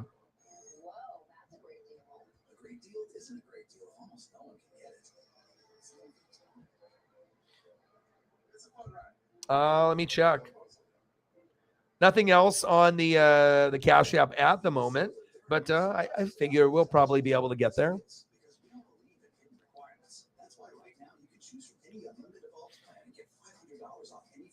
Yeah, I think that would be actually a very good fit. If you look at him, he's got a lot of potential. I mean, the Sewell family is really athletic and they're determined. They try, like, they put effort out and they have a lot of pride. So it's like they're not types to give up. And Noah was probably our best guy. We didn't have McKinley on the back end at safety anymore. No more Kayvon Thibodeau. So I already knew we were going to be ass. You can't lose certain players and think, and it's just we didn't have enough pieces. But Noah was one of the good ones for sure.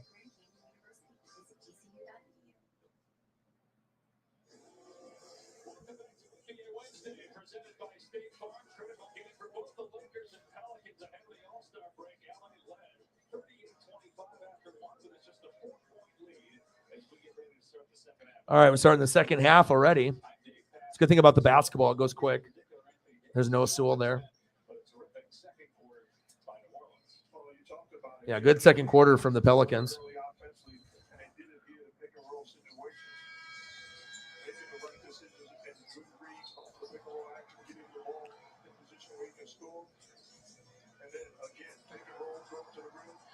Oh, hell yeah. That's awesome.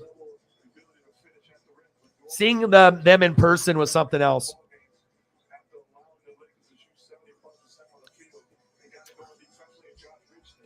I mean, seeing D'Anthony and LaMichael, I'll never forget that. I mean, I've seen, Herbert up close and Joey Harrington up, it's like when you see guys like that, Mariota, but I think the ones that were like the most exciting was definitely D'Anthony and LaMichael, and those are two of my favorite. And even though they didn't pan out in the NFL, they're Oregon legends. LaMichael owns a bunch of Killer Burgers here in Oregon and is balling out. He went from like 1, now he's at like 3 or 4 or 5. He even has one in Eugene now, and he's making good money, saved his money, didn't waste it. Knew probably he wasn't going to be in the league that long. Really would hope that LaMichael, would have done something besides fumbling in the Super Bowl when he was on the Niners and whatnot, because that's not necessarily him. But just those two guys were really undersized. But on the college level, they dominated. But in the NFL, it just didn't work out. But I still rock their jerseys to this day, and they're some of my favorite players. I got a custom black Mamba where I have Mamba stitched on the back from a sewn jersey, a black one. And then I got the LaMichael Natty jersey with the patch and the name put on the back, James, from the year that we lost to Cam Newton. And that's probably my favorite college football jersey because I got the patch from the bowl game and it's sewn in the back. And I had to take it to 2 separate seamstresses, one to put the patch on and one to do the name on the back. But it's like the most complete jersey done like to the specifics of what they had in the game. And I think that's why it's probably my favorite. And it didn't cost that much. I think getting the patch sewn on was like $5 to $15. And then the names on the back were like $3 to $5 per letter, 5 letters, James. So, I mean, just $40 more of, money to expand a jersey to take it to the next level. It's hella worth it. All right, no worries. 55-51.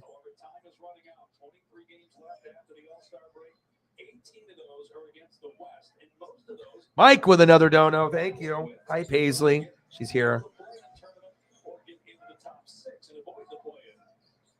Mike has been really stepping up big for us. When you get people that come through and support like that, it means everything. Thank you. And I can throw up some more photos here if you want photos for yourself at some point. Because at some point, even if we give it to someone else, I'm still going to throw stuff up. And it's just nice to be able to get to know people, because then you know what they like. You really care, and you invest in people. And, every time I will see Kyle Busch for the rest of my life, I'll think of you first, always. So that's a cool thing. As well as NASCAR in general and Bama. $19.92 on the Cash App. Bang, bang, bang, bang, bang. Oh, boom, boom, boom, boom, boom.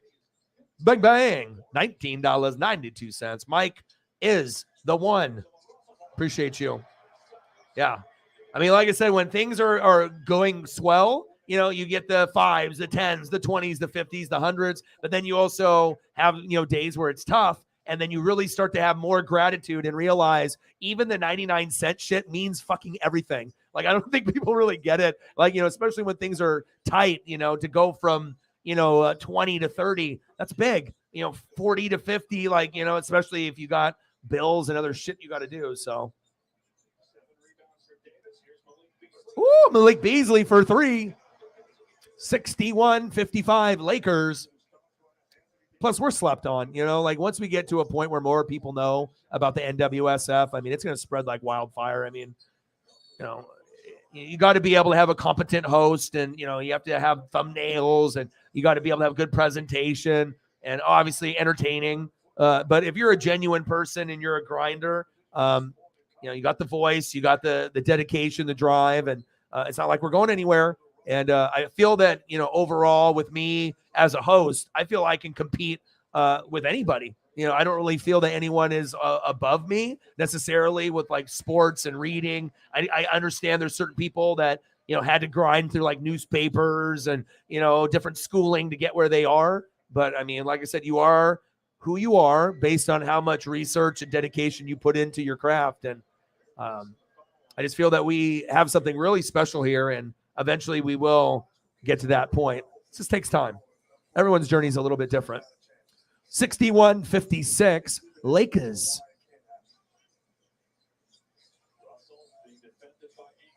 Ingram. Russell going to the line. Plus, I feel a lot of YouTubers and Twitch streamers, they can only do their niche. So if their niche is football, that's it. It's very rarely they can step out of their comfort zone or even try. But with us, there's nothing that's out of the story. I mean, I've done like reaction videos to all sports, even soccer and rugby. So I got to, kind of get involved in those when most people thought that would never be something that I would do. We're doing a little bit of NHL coverage, at the end with the Stanley Cup. We're doing the baseball, we're doing the NASCAR. I don't see a lot of other people putting in that type of work. And I feel as far as people in the room, I would take our people in the room over any other channel too. I mean, I know a lot of channels got people, but we got to filter out the bad ones. So, keep it nice and pristine in here, in the VIP section. 63-56 Lakers, 9:12 left in the third quarter.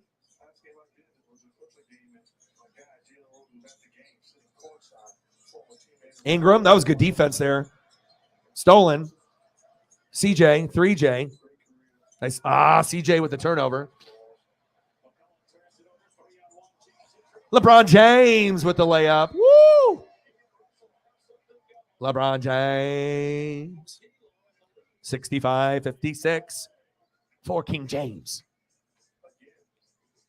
Yeah. Plus, also, I feel that, actually managing and directing and, the flow of a stream, it is kind of an artwork, everyone has their own style. But if you are incorporating other things than just looking at the person the whole stream, I mean, it takes timing, it takes a lot of knowledge to be able to put a show and produce a show on the fly.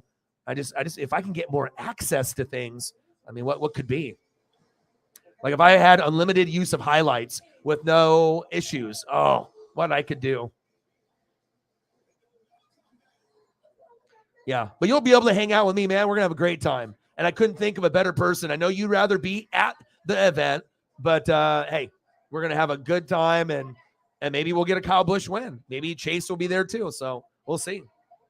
There'll be others, and your health is more important, and you wouldn't want to go there and then all of a sudden like have an incident or, feel bad or maybe have to go to the doctor or the hospital, and then people miss, the race. So sometimes you just got to know your body, know yourself. And, sometimes if it's a risk, you already know. So, just chill, relax, get the roasted hog, man. You know what I'm saying? Get the food going, right? Good food, good racing, good company. What's better than that? Nothing. That would be a game changing for you guys. CJ Stroud to Keenan Allen with Jonathan Taylor, Quentin Nelson, Shaq Darius Leonard. There we go. That would be good. That would be good. Keenan Allen is so good too. I feel like he's like him and Mike Evans get shit on more than any other receivers. Like everyone wants to argue if those guys are top 5, and they want to argue to the death. And then even if you say they're top 10, people are like balking. It's like, really? It's like if you actually look at the route running and then the yards, how many yards of 1,000 yards, every year in Mike Evans' career, no other wide receiver's ever done that in NFL history. Keenan Allen, the best route runner or one of the best route runners. Obviously, he gets injured more than you would like, but he still is like a Hall of Fame player. Both of them are. But it just, I don't know. I think sometimes, and like Diggs gets more popularity than those two. I don't think Diggs is better than those two if those guys are healthy. I think Diggs is a great player. Don't get me wrong, but I think Mike Evans and Keenan Allen, when healthy, are better. Maybe not a lot, but that's just my personal opinion. But I feel like the media and people on the internet will push Diggs just because he's with Josh Allen in Buffalo. It also helps with the Minneapolis Miracle and what you did. So I understand, but if you look at the consistency, of the careers, all of them are great, but Mike Evans and Keenan Allen are legendary. Stephon Diggs is getting to legendary, not there yet. He's on his way though.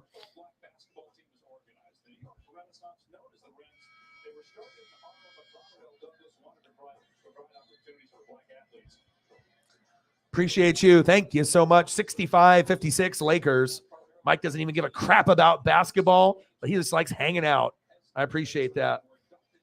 And not only just hanging out, but also trying to donate and help the most that he can when he can. Not everyone's going to do that. Megan today as well, and I appreciate it. But like I said, everyone's financial situation is different. Totally get it. But always being here, even like with Matt and Finley, I appreciate you guys a lot because, regardless, there's going to be people that donate little, some people that donate once in a while, people that donate all the time, some heavy hitters that donate a lot, sometimes a little. But even if you can't donate at the moment, you're younger, school, job, no job, right? But you're always here. That to me is on the same level as just the consistency of the, being the ultimate fan and always being here, like Jameson and a lot of y'all. Like I said, and Matt, you're always here. Finley, you're always here. I always like discussing, little Oregon Ducks, a little Broncos, Panthers, and I appreciate you guys, and don't think that nothing like that doesn't go unnoticed. I'm an analytics guy and a stat guy, so I keep track of everything on all levels in sports and on my own channel. 65-58 Lakers. Just that gratitude that I have for everyone that is here and part of the NWSF. It means a lot. There's other options, but there's only one me though, and what we have here. As far as the group that we have, I feel like this group of people that we have collected in the last year has been very special, and we will continue to grow. Dominic Purdy says, who do you think the best receiver all time is? No, that's a no-brainer. Jerry Rice. I watched him in my childhood. I know.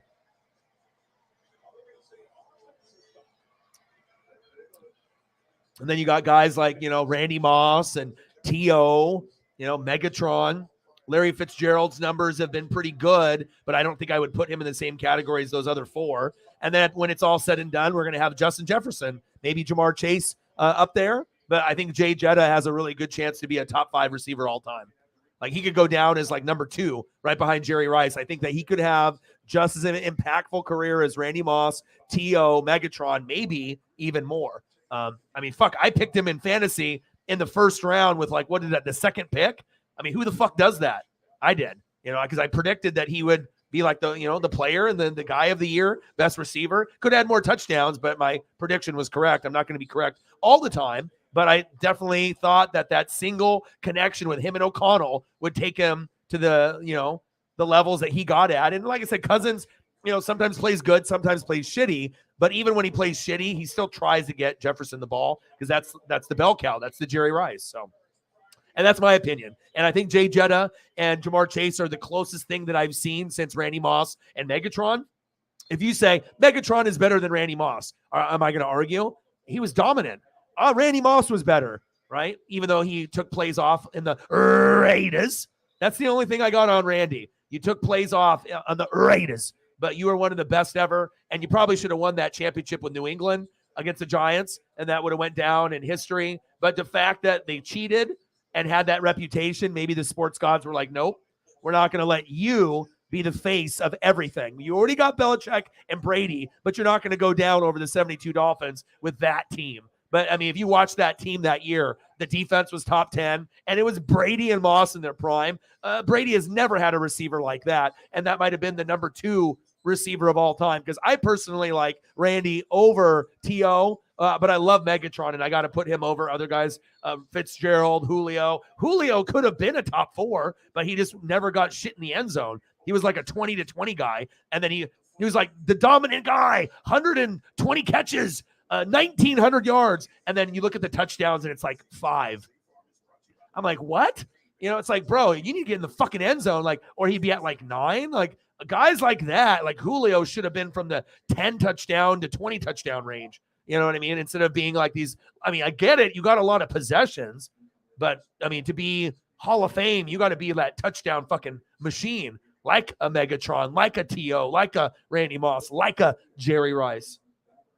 So I think that answers your question, and I took that to another level times like a billion. So that's what happens when we talk football. You ask a question, I elaborate, and then I go above and beyond, and then I'll give you everything. All the info right here. Nothing's written down.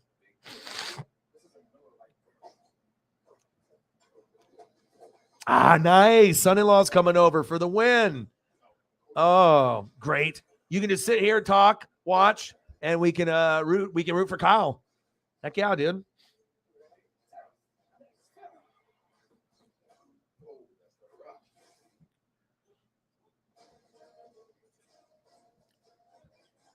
Yeah, I mean, that's one benefit too of being older, even though I don't look older. But like, if I could grow up in any era, the era in the 80s and 90s was perfect, because honestly, we had the best wrestling, the best basketball, baseball, football, hockey, tennis, golf. Like, if you actually look at all the athletes back in that time, you will never find a greater collection of all-time athletes and Hall of Famers in that like 20-year period, any other era compared to it, not even close.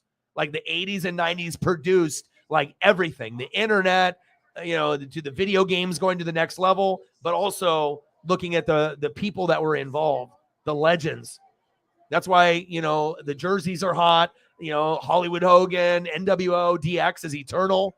You know what I mean? That shit is not going away. I mean, think about that. Like, NWO and DX aren't really like relevant anymore, but they still have a following, because based on what was impacted back, Stone Cold and The Rock are hotter than anything. Anything The Rock and Stone Cold are on, whether it's a Stone Cold show that I would watch. That actually was a cool show. So Stone Cold would like interview people and hang out with them, and they would do like fun things together. I can't remember the name of the show, but I watched it for like a season or 2. Very cool. Stone Cold is one of the coolest people on planet Earth. Love him. That's why he's always in my top 3, top 4 of all time. Stone Cold, Rock, Macho Man, and there's a few others, as we know. RVD. I got quite a few, but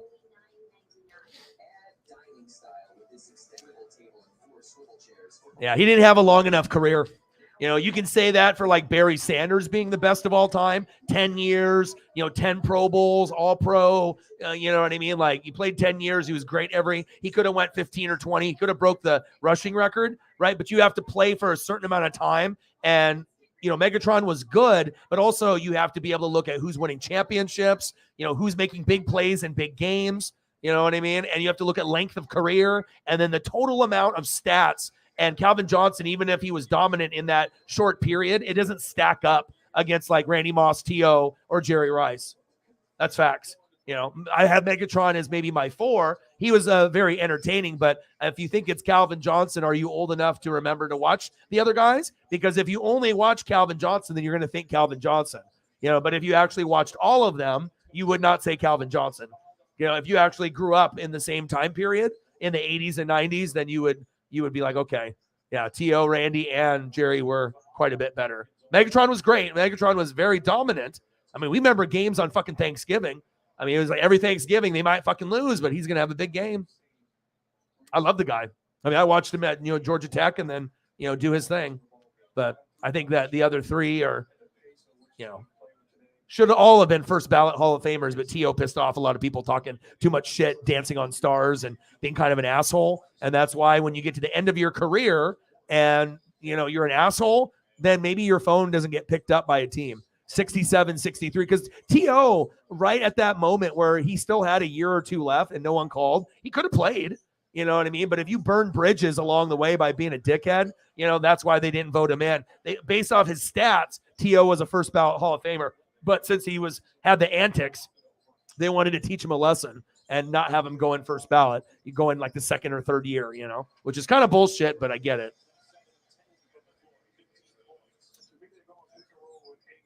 Yeah. And then if you've ever seen the Jerry Rice story, I mean, I got Jerry Rice memorabilia. I mean, that's like my favorite player, out of all the players, him and Joe Montana, like Joe Montana, Jerry Rice, Bo Jackson, Barry Sanders, Dion, and Derek Thomas. Those were, the main ones that I really, really loved and enjoyed back then. But his dad was a bricklayer. So, I mean, he had good hands because he had to lay the brick. And if you ever watch any of the documentaries, the 30 for 30s, and you see him doing the hills and running, no one ran more in the off season. No one did more drills. And if you're going to have the Kobe mentality, which Jerry Rice did, some people can say Jerry Rice might be the best player of all time. Like not just wide receiver, but just ever. Like if you look at what he did in his career, like I said, some people will say, oh, Joe Montana, Peyton Manning, Tom Brady, and maybe Patrick Mahomes one day. But, you have to go by position. So.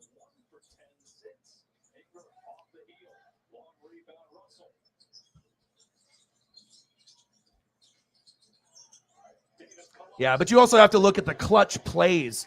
John Taylor was good, but he wasn't Jerry Rice. But they still made game-changing plays. But you also have to think having, Bill Walsh there and being able to implement that scheme with the West Coast offense, that was game-breaking. So a lot of it was the coaching, but you also have to execute the plays. And there was other teams that were very, very good. It's not like the Niners dominated. The Cowboys had 3 fucking Super Bowls in 4 years. So, I mean, they ended up winning 2 in early of Montana's career, and then that was pre-Jerry Rice, 2 after. So Joe Montana, 4 championships, no losses. But you just have to look at what was done. And if you actually look at Jerry Rice when they played the Bengals and in some of these, big games like in the Super Bowl, you had to make big plays, at the most crucial time. And Joe Montana and Rice are legends. We know this. Oh, yeah, ECW wrestling is the best. You kidding me? I actually introduced ECW to my friends here in Oregon. They thought I was crazy. I saw it on some fucking scrambled channel when I was a kid, and I was like, what is this? And it was like when they had like the ballroom area in New York, like they had their like weekly show, and I was like, what is this? It was like mid-90s. I loved, WWF, and then I was like, okay, let me get into some more like WCW, then the NWO, and, the people crossed over, the Outsiders. I'm like, ooh, this is getting good, because I already watched Diesel and Razor Ramon and loved them. So I was like, hell yeah. Then Hogan, I was like, whoa, okay. But ECW, RVD, Sabu, Just Incredible, Tajiri, Masato Tanaka, Mike Awesome. I can go Lance Storm, Rhino. I mean, a lot of that stuff you either know or you don't. You either watched or you didn't. Paul E. Dangerously, a.k.a. Paul Heyman. My wrestling knowledge is up there with any sport facts. 71-65. I got the Sheldon brain. It's all in there. Hachimura for 3. No good. 71-65. Lakers. Of course, he's one of my favorites of all time.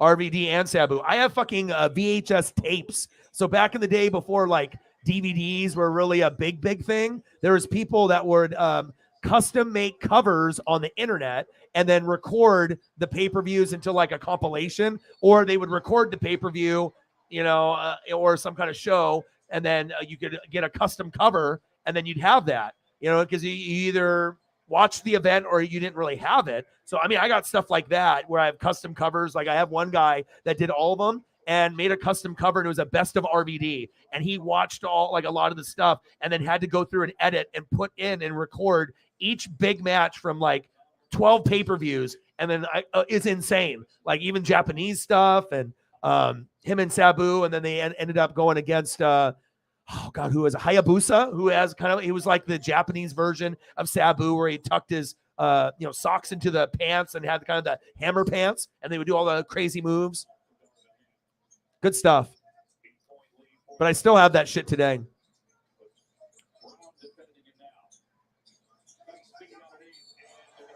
I got like 8 or 9 original ECW pay-per-views. Like when they debuted, I bought every one. Came out, boom, pay-per-view, best of, whatever, boom, best of ECW. I'm like, yes, give me that DVD, because everything was VHS before.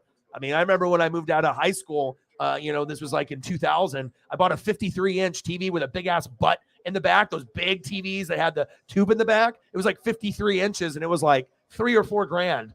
I had a good job at the time to be able to afford that and whatnot, but I mean, now you can get like way better TV for like $300. So a lot has changed with the technology. Like even the TV I got here in the studio is just brilliant, man. HD 4K, it's 43 to 48 inches, just right here.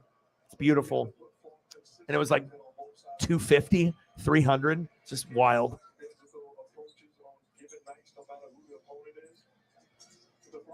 $73.67.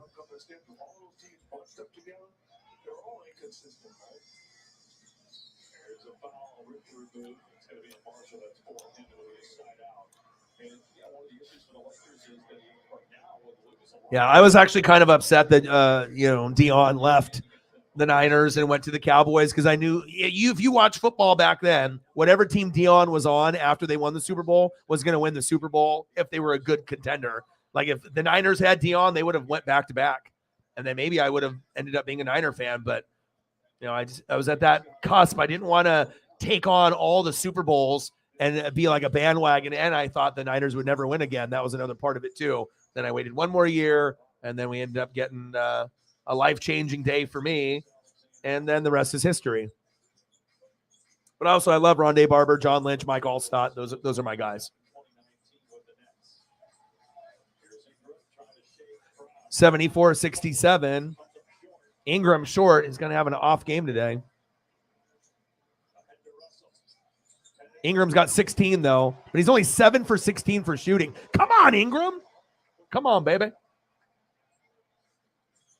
Come on, dude.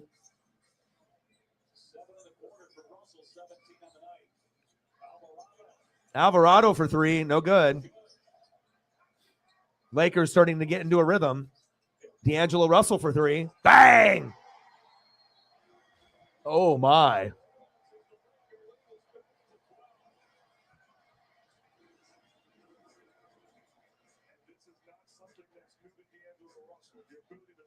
Yeah, no way you can have Marvin Harrison at 2, bro. Marvin is great, but no, not 2. Chris Carter is great.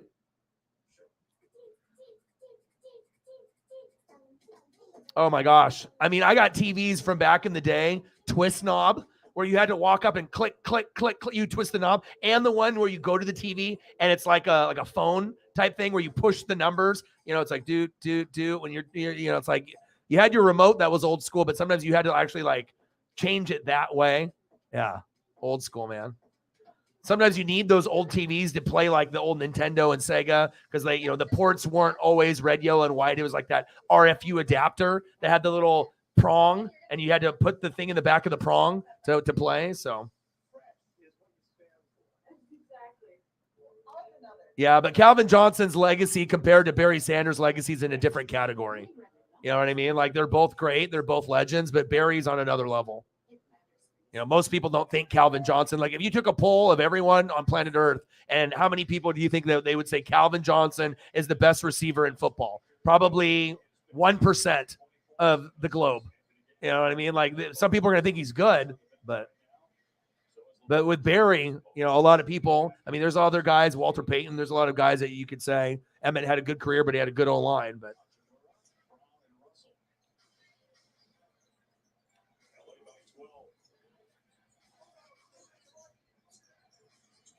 79-67 Lakers. Oh, good defense from LA. Ooh.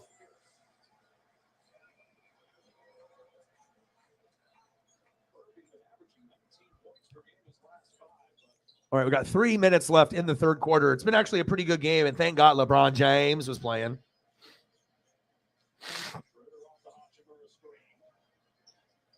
Yeah, but that's your opinion, though. But I mean, if we're talking about people that actually fucking know football, like the people that have watched and that know football, and also you have to be able to be alive and to see the career.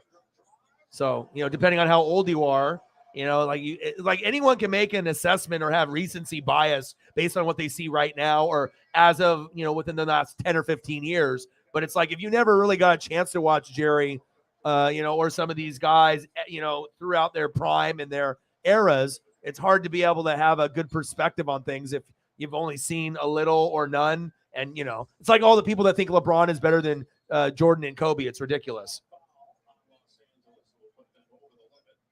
Rabbit ears. Oh, yeah. Going to Blockbuster Video, Hollywood Video. I think I still have my Blockbuster card in one of my old wallets somewhere. I love that shit, man. And then going to the random ones, Wallace Video, just some random person that started a business, right? And then I would get all the wrestling videos, and then go there, big ass Mountain Dew. My dad would let me rent like fucking 5 of them. I'm like, dude, you're awesome. And then I would just sit there all night and watch like 1988 Royal Rumble or whatever, Honky Tonk Man, and it was the best thing ever. My love of wrestling has always been super strong since, probably, since like 3, 4, 5 years old, and I'm 40 and I've never stopped watching. I've never stopped loving it. Just like football and some of the other things. It's just a part of who I am, and I'll never stop collecting. I'll still collect the figures, and eventually that'll turn into more belts and memorabilia. But I go to events. I am one of those people that actually pays and goes. And sometimes you have memories like NXT TakeOver Portland right before COVID hit. That was one of the best events I've ever been to out of anything I've ever gone to. It was awesome. And got to, mingle and meet a couple of the people. So that was kind of cool too.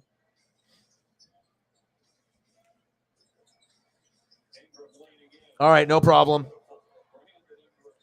Just a little bit more to go, and I'll talk to you tomorrow. Appreciate you. Sarah's got to wake up early now. She was in a little bit of a process where it's like looking for the right job. So you can like stay up however late you want. But when you got to wake up early, you got to make sure you're the best version of you in the morning. So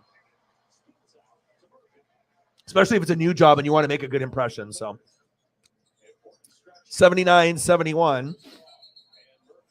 Traveling.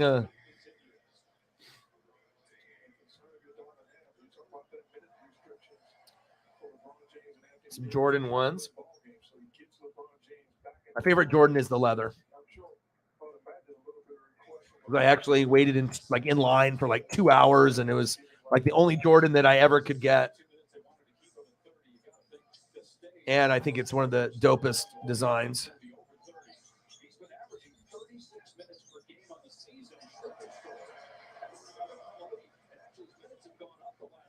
They have like old ones and like new retro ones that they, like remakes that they make.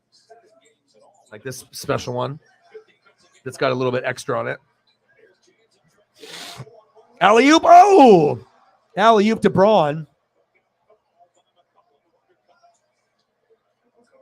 Yeah, I'm a sneakerhead too. I love sneakers. All right, keep doing your research. Just do a little bit less per person. Trust me, it'll help you in the long run. Then you can make a binder and it won't be so crazy. 1 page per will really help move you along.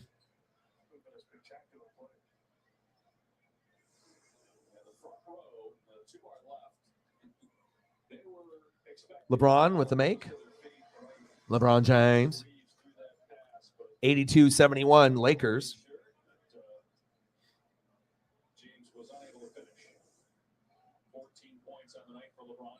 Wrestling from Central Florida. And I love it when they had like the territories back in the day. It's like NWA, the old school WWF, the old school WCW.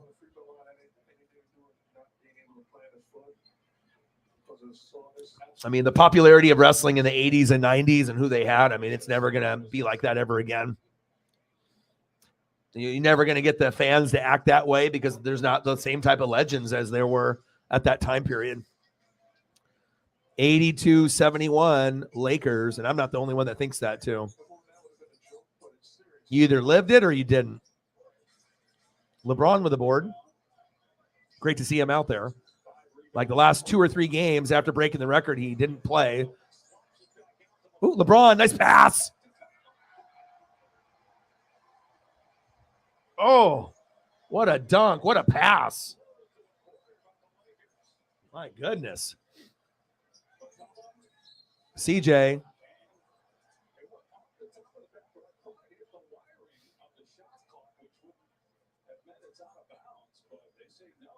Wow, 84-71.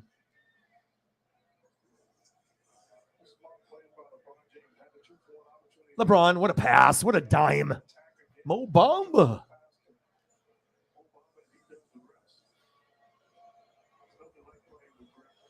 Full name.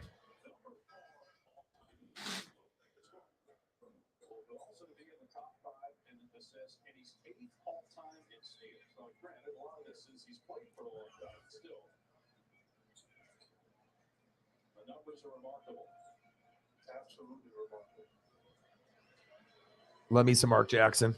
Mo Bamba, baby. CJ McCollum with the free throw. 84-72 Lakers. Jameson in the building. Jameson's like, oh my God, Orion keeps doing every Laker game. It's heaven. And LeBron is back. So earlier in the day, it said he was out, and I was like, fuck, him and Zion aren't playing? Oh! Wow. Reeves for 3 and with the foul. Potential 4-point play.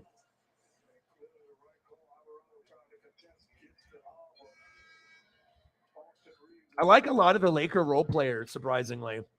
Like at one point, I didn't like the roster, but now after everything is like shaken out and they've like got rid of the bad pieces, I actually really, I mean, I'm a Blazer fan, so I'm not supposed to say this, but I really do like a lot of the players on your team now. Like I could see some of them playing on the Blazers. I know it's not going to happen, at least not right away, but I like the kind of the vibe. I mean, they need a healthy LeBron, but I like the role players that they got. I won't lie. 87-75, end of the third quarter. We got Reeves going to the line.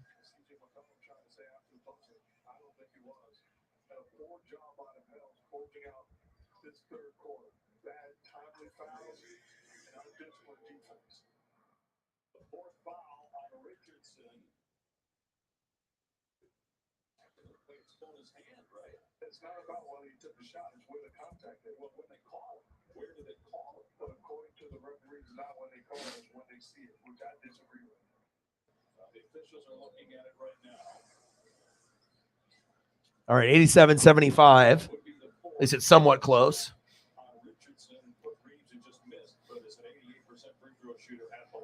Yeah, I mean, I don't have too much, but I had a lot of memories, you know, like when I played a lot of basketball. I mean, I had the Jason Kidd Air Zooms. I had the Penny Hardaways 1 and 2s. I had the Jordan Leathers, and I had the rare Jordan Leathers. They had the white shoe with the black leather and the North Carolina blue bottom. Only one guy at our school, Mitch O'Connor, had those. And then I was the only other kid at the school that had the other one where I thought it was the better one. It was the black shoe with the black leather, and it had the Chicago Bull red on the bottom. I mean, the North Carolina white ones are clean. They look like dance shoes or dress shoes, and then they have kind of like a swagger look to them. But I'm telling you, those black on black leather, red bottom, those are one of the, I mean, most coveted shoe. If I could go back and find, if I had enough money and I could go get an original size 10, yeah, I definitely would pay the money to have those memories. And the Penny Hardaways, the Air Pennies, I love those. I had the Grant Hill Fila's because I liked Grant Hill. I wasn't just going to have loyalty to one brand. If I liked the player, maybe I'm going to grab the shoe. So Jason Kidd Air Zooms, Grant Hill Fila's. Fuck it, why not? The only shoe that I regret not buying was the Answer, the Allen Iverson Reeboks. I had friends that had them, so I got to see what they were all about, but I never bought a pair. That's one thing I regret because I'm a big Iverson guy. I mean, I had the Iverson rookie jersey. It was my favorite jersey like in 8th grade. I wore it all the time. And it was the red 96 rookie year Iverson. That's another clean jersey. And it was like the champion. So it's like, very collectible. But I think that jersey to me, the white and the red, but primarily the red Iverson rookie jersey, that one is one of the most fire, like, it's just one of those jerseys that will never get old. Very, very slick look. That's facts. How are you doing, brother? Oh, I bet.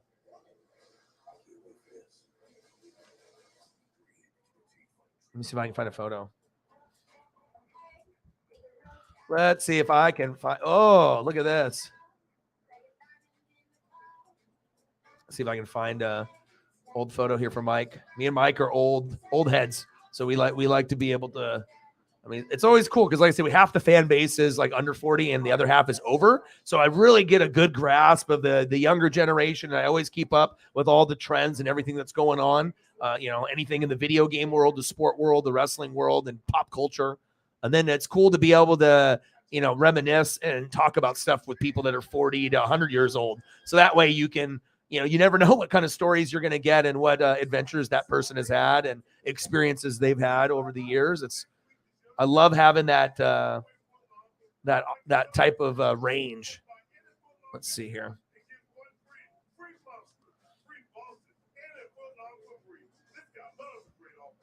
I mean, just when you look at the stuff, like the clothes, the magazines, the background. I mean, look at that, man.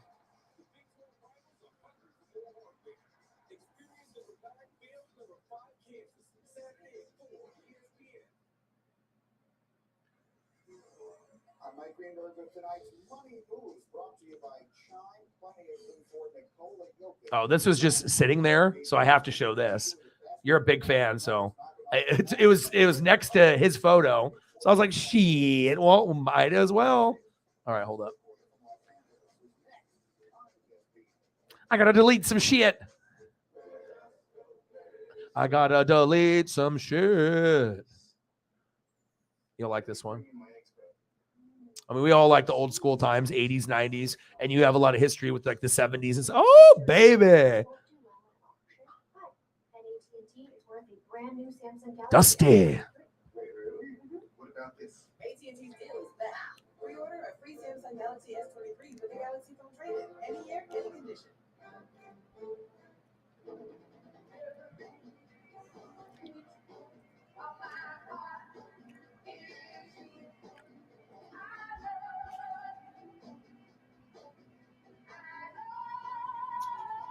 I'm gonna go check up on Paisley.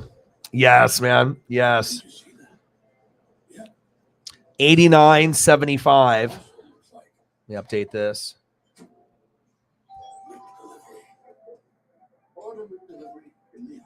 All right, I'm gonna go check up on Paisley real quick. Right, I don't want to miss too much of this fourth quarter. So, Darvin Ham, Dusty, let's go. I love shit like this. Like I said, anytime I see anything black and white or just that, you look at it and you just know it's old as hell, and people don't realize like how cool this is. They're like, some younger people are like, what is this scrub? Who is this guy?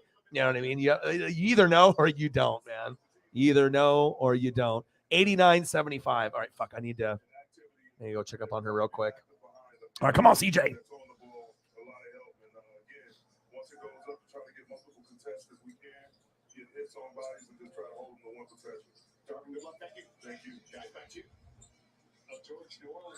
I'll leave it on LeBron James. 89.75. Actually, I should wait. I gotta wait till a commercial. LeBron James. He's like, hey, I'm LeBron James.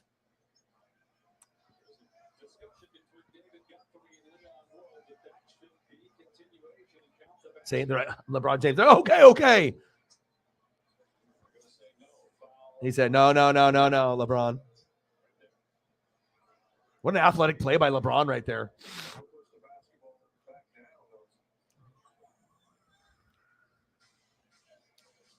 All right, I'm going to finish. I don't want to, the game is going. I've already invested. I don't know what's going to happen. There might be something. I got to wait till the commercial. That's the right thing to do. Schroeder with the ball. I do like Schroeder better than Beverly and Westbrook. LeBron James attacking the paint. Nice job. LeBron James for 2. 91-75. Lakers. Los Angeles LeBrons, 16 points. Foul. Holy shit, is he okay? Wow, LeBron stole the ball and the guy landed on his head. Oh, shizzle. That didn't sound good. First game in 8 days. Load management, my ass. Let's look right here. Oh, I guess it hit him in the head. I thought his head bounced off the court when he fell, but it didn't. But he got fouled, and then and then a wah, and then technical, and then you're ejected. Josh Richardson, see you later. Schroeder at the line, 92-75. Lakers, they're starting to find themselves. They're finding a little bit of a rhythm.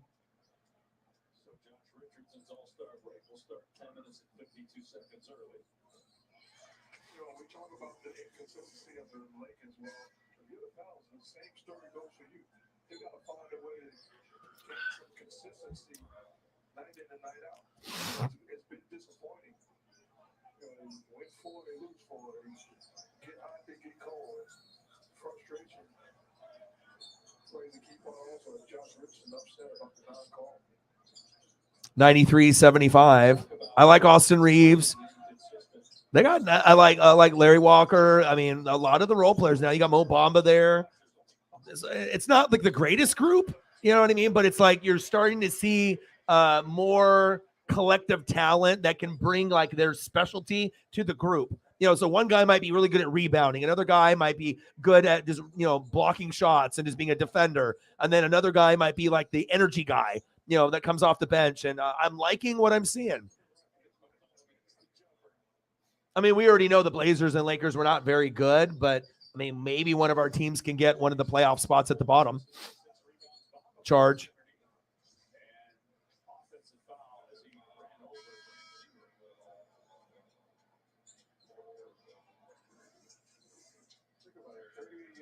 Appreciate you, Mike, holding it down. Just like a couple days ago, without you, it would be a very challenging time period. And I appreciate you, man, very much. Some days are big, some days aren't so big. But, when you get good support like that, it really does mean the world. Appreciate you.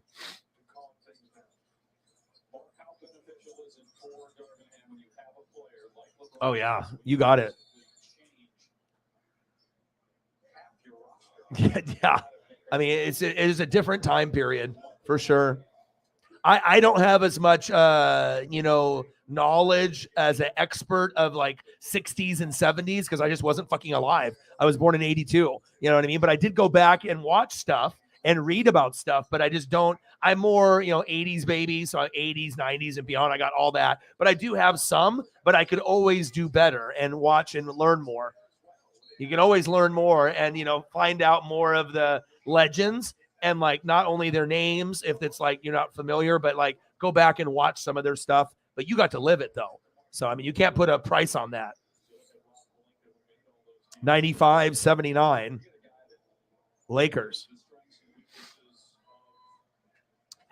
Seriously, bro, both of our teams. But it seems like your team is clicking better than the Blazers.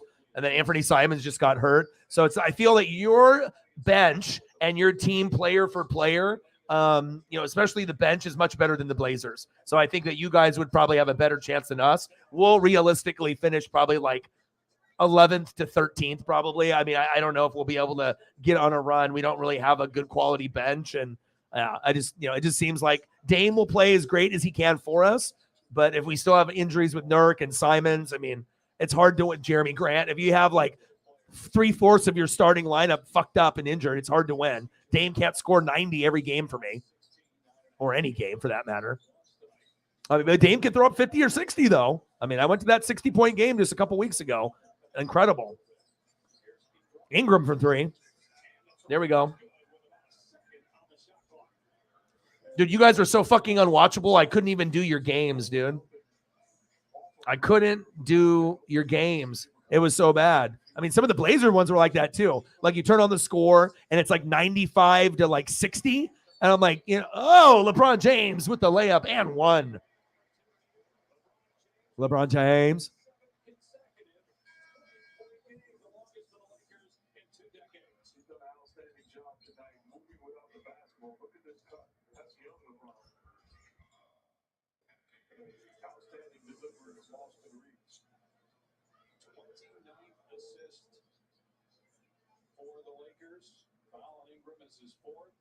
Ingram with his fourth foul, 97-82. 8:59 left in the fourth.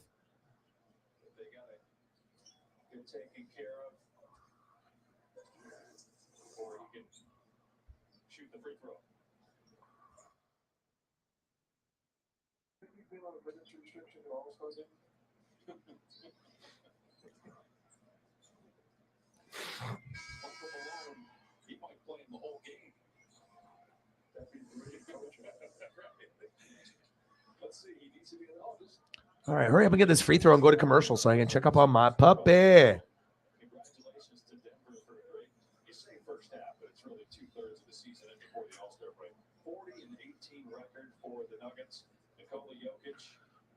All right, LeBron. And I know a lot of people hate on LeBron and whatnot, but I'm telling you, as soon as he's gone and retired, we're going to miss him. And they're going to reflect on his career, and you're going to realize what an amazing talent. And LeBron did change the game. After Kobe, was out of the league, we needed someone to carry the league, and LeBron exceeded every expectation, except for a better, win-loss record in the finals. That's the one thing that he didn't live up to on that end. But it's hard to win championships, but that's why you can't put LeBron over Jordan or Kobe. All right, man. Thank you so much for your support. I appreciate you. Thank you. I'll talk to you probably tomorrow or whenever you're available, bro. Thank you. Appreciate you. Yeah, nobody wants to watch our favorite team get blown out by 40 or 50. And it's on national fucking TV. And they kept putting the Lakers on there because of the LeBron and Anthony Davis thing. But then it was just like maybe a guy was hurt and it was embarrassing. It was like, hell, I don't even know how the hell you guys watch those games. I know some people probably didn't.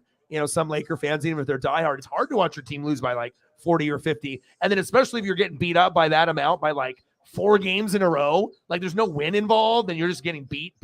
I mean, it's like no improvement. That sucks. But now it's a night and day difference. LeBron with a jumper, Anthony Davis, and one. Big play there by Anthony Davis. 184 Lakers. Some shoes that I disliked. I don't know if I had any really that necessarily I disliked. I'm trying to really think. I mean, there were certain ones that I liked, like the Jordan leathers and my Penny Hardaways. And then the Air Zooms, the Jason Kidds, the Grant Hill Fila's. I mean, there's certain ones that I had. I have some Dames and I don't have a lot of KDs or Kobe's or anything like that, but I think for nostalgia purposes, the Penny 1s and 2s are pretty special to me. And then those old Jordans from back in the day are pretty special.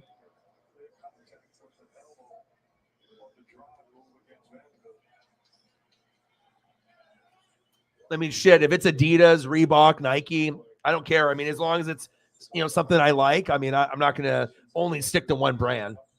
101-84 Lakers.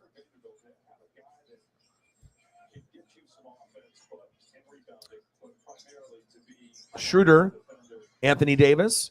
And I like Schroeder getting rid of Beverly and Westbrook. You can just tell, like, it's like a dark cloud is gone. Like, Laker fans are excited. And, like, even people like me as a Blazer fan, I'm like, oh, I can actually watch this team now. Like, they're actually fun to watch. Schroeder for 3. Now, I might be the only Blazer fan on planet Earth that will say that. But, I mean, if I'm doing these games late and they're on, as long as they're playing good basketball, that's all I want. Just be competitive and I think they have the right personnel now compared to the beginning of the year. It's perfect. But it took a little while to get there. CJ McCollum swings it. Jones with a 3, 104-87, 6:55 left. I mean, this one's over. Lakers are going to win for sure.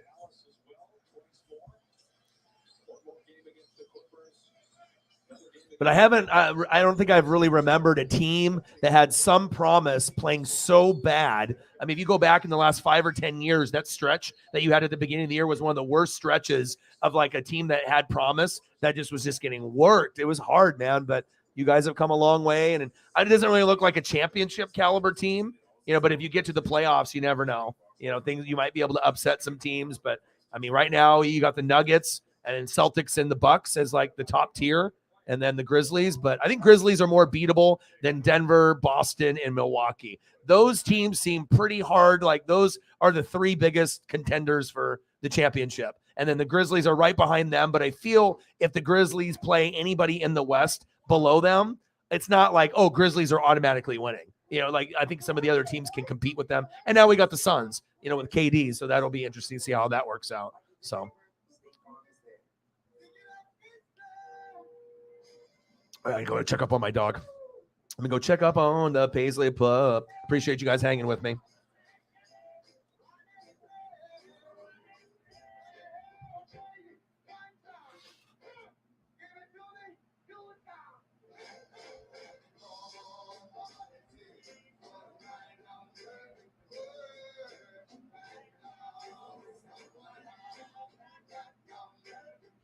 Is it a sliced ribeye, melted cheese sauce, and fluffy eggs in a warm tortilla kind of day? Or is it a ribeye, melted cheese sauce, and char-broiled Angus beef kind of day? You decide. Bite into the new Philly cheesesteak menu. Download the app and join My Rewards for exclusive offers.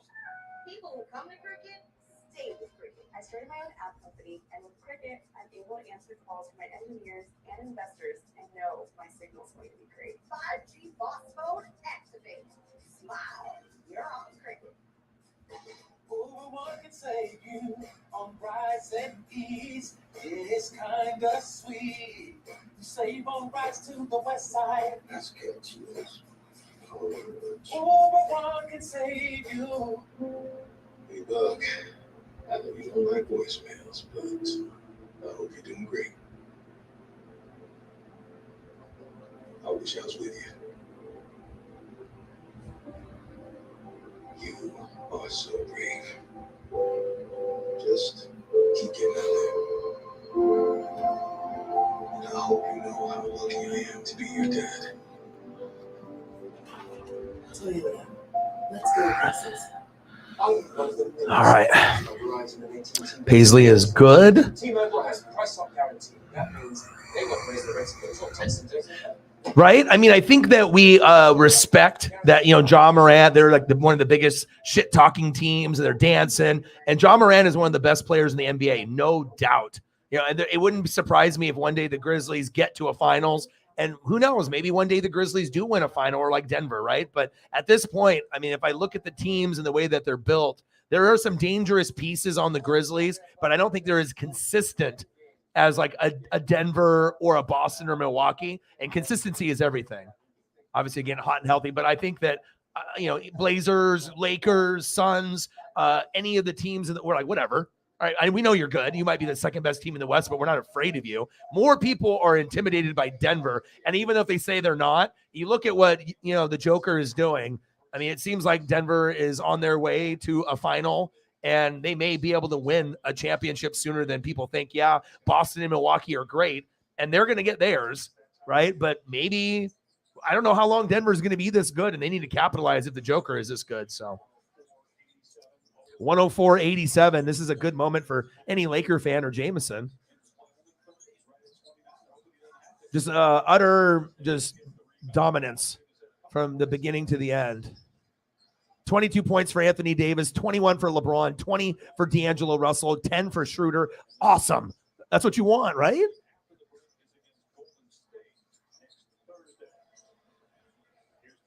Beasley, no good. And then you got 23 for Ingram, 22 for CJ, but they did, and then 11 with Jones, but no one else in double figures. You need someone, a third guy, closer to 20, not 10, and that's why you're down at this point total. 104-87 Lakers. Anthony Davis. Passing to D'Angelo Russell, fouled.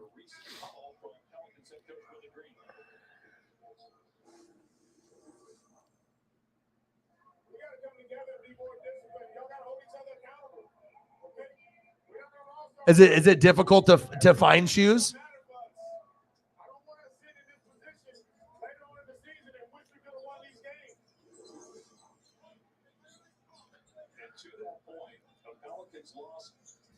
Yeah, I had an Asian buddy growing up that was back in high school, and he had on one hand he had two thumbs, so he had like one thumb, and then he had like another like thumb. It's cool, dude.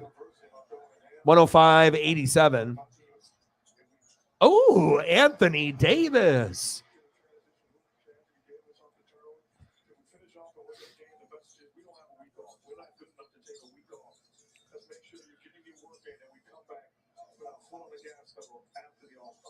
Ingram just is taking a lot of shots. 10 for 21, 25 points. I mean, he's doing what I thought he would do with CJ, but now they needed the Zion 20 to 30 points to be in this type of game, and there is no Zion. So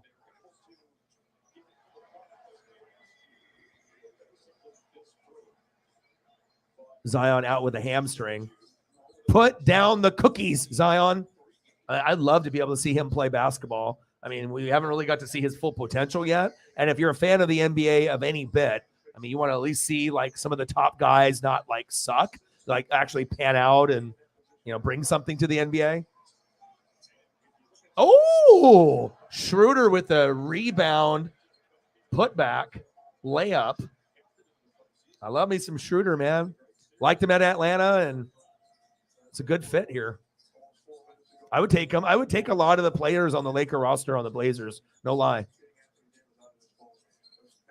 Jonas with the jumper, 111.93, Lakers.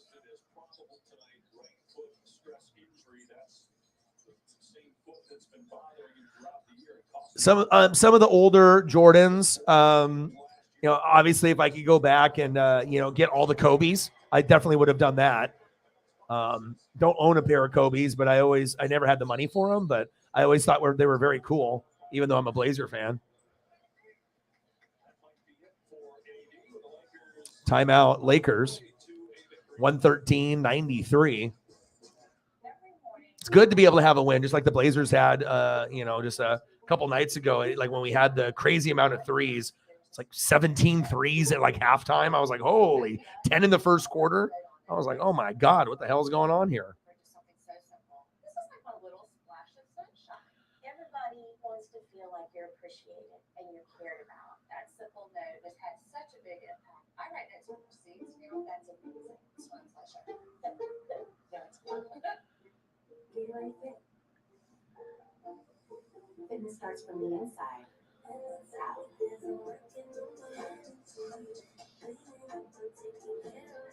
Oh, that's cool. Everything finalized on the verification process on the Twitter. Awesome. So your boy got the blue check mark, everything. That's cool.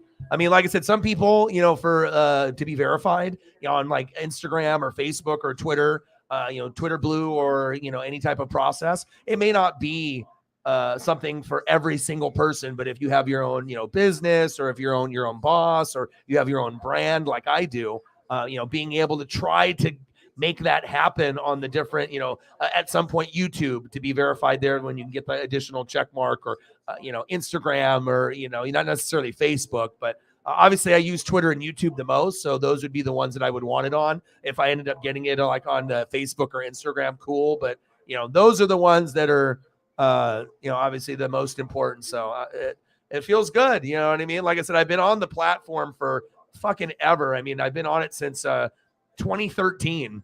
So I'm one of the OGs. Like I've been on this thing for quite a long time, and feels good. Feels good, man. Yeah, cookies are good though, bro. You already know how it is. Like, cookies, donuts, chips, jerky. It's hard to put some of that shit down. You don't even have to be a fat boy. You could be like skinny as fuck, but like, you get in these modes, like, Pringles. Who can eat one fucking Pringle? Get the fuck out of here. You could have a basic Pringle and you're probably going through half of the fucking container, if not the whole thing at some point, unless you have a discipline, But it's like sometimes you do like, a stack, you get all aggressive. It's not like one chip. You're taking like 5. You're like, fuck it.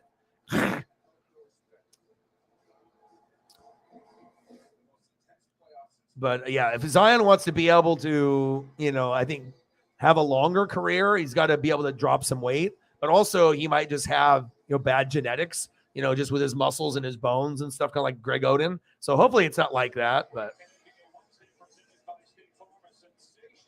yeah, I mean, like I said, I'm a Blazer fan, but see, like it's always nice to be able to like, watch and discuss, and it's not like some kind of hate job where you're just like talking shit the whole time and arguing the whole time. Like it's a lot, more productive. Like when you have an open mind about things. So like I can conversate with you like the Lakers as if I'm a Laker fan. You know what I mean? Like I see it from a different point of view. Some people can see the talent, but sometimes you can see things deeper, like the chemistry, the body language, and just the overall vibe of the team. I mean, like I said, if I'm invested, nice game from LeBron, 21, 6 and 6. And for most people, that's like an amazing game. That's like a bad game for LeBron.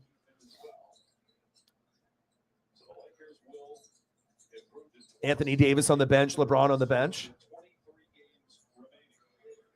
Yeah, good for you, man. I'm happy for you. You're 26 and 32. You're like us, like you and the Blazers. Like we got a ways to go. It's not like we're sitting where we want to be. Like there's a lot of teams better than us, but I mean this is a good start, and you got to have LeBron playing. Can't have him out too many games, especially if you're dropping some of those.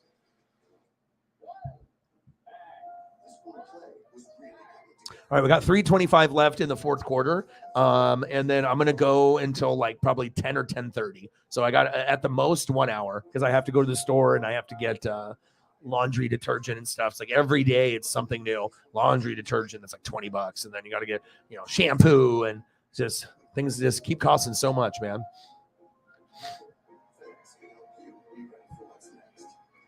The Big Baller brand. Yeah. Hey, but at least the dad, that was a marketing tool, and he got all three of them in the NBA at some point. One was like practice squad, got on the team, got dropped, from the third one. But obviously LaMelo is the best one. But obviously with Lonzo, he just needed to be able to have like better shooting form, I feel. And if he was a better shooter, he probably still would be on the team. But just like being inconsistent on the shooting end, and it's like that there was plays to be made on the fast break, but NBA is about consistency. So we got here Phoenix 4, Clippers 5, Nolans 6, Minnesota Timberwolves 7, Dallas 8, Golden State 9, Oklahoma City 10, Utah 11, Portland 12, Lakers 13. God, we suck. We're ass. And there's 15 teams in the West. So that's not good. But we're trying to go in the right direction instead of backwards. So that at least is a positive thing for both of our squads.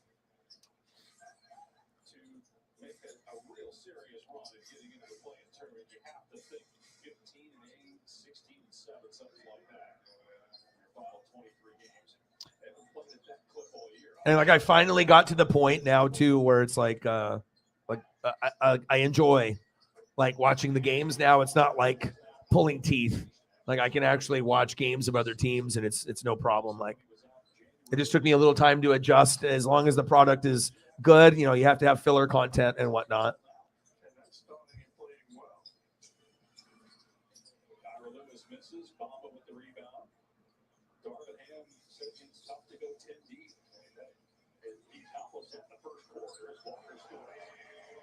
Walker.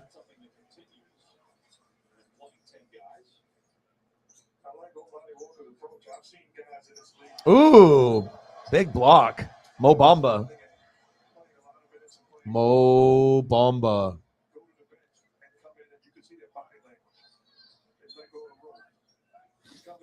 117.97. They're up by 20.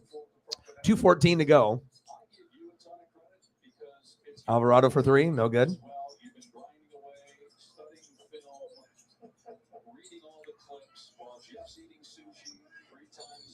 Carry? What was the call? Maybe a reach?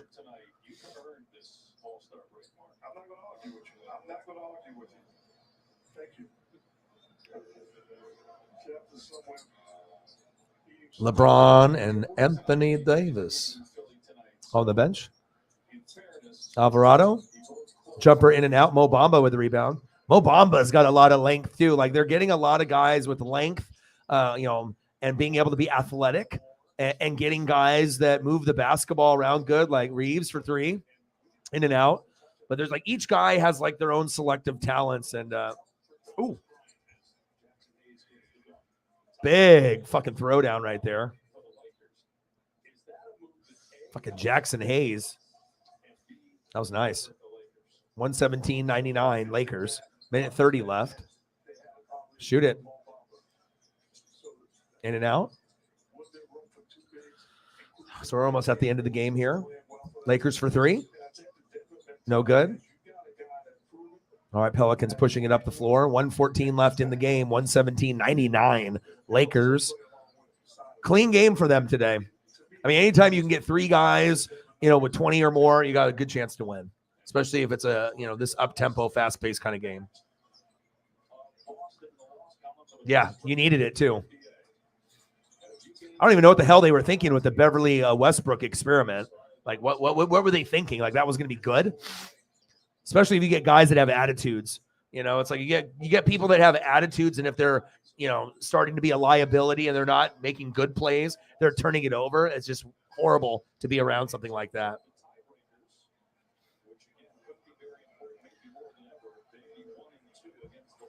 God, I love bobbleheads, especially when you get them at the game.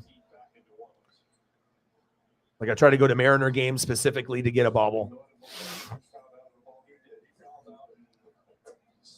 I'll be going to a few this year. Probably, I would say, I don't know how many I'll go to. Probably 4 or 5. Preston's going to be going to like fucking 20 or 30 because he'll travel and he'll go and follow the Marlins wherever, whether that's in California or actually go see him in Miami. 117, 101. And like I said, me and Justin go to games together. Me and Preston go to games together. And then me and my dad go. But only me and my dad go when the Dodgers come to town.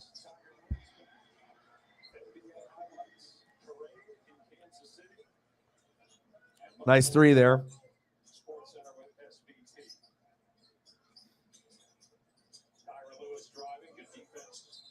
Foul called. 28 seconds left. Lakers 120. Pelicans 101.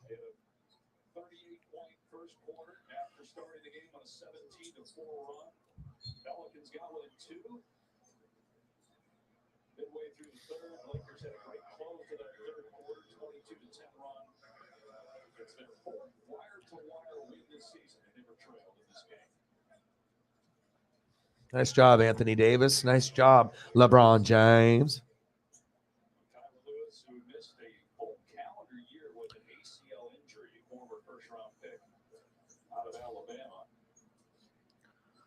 CJ 3J had a good game, but they just need more talent. They need fucking Zion to get in shape, get healthy. Free throw good.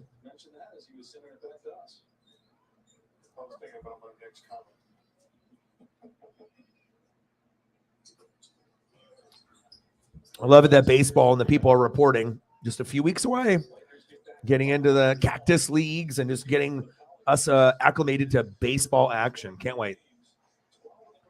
Definitely rooting for the Mariners and Dodgers and a lot of your favorite teams in the room as well. Lakers standing ovation. Nice job.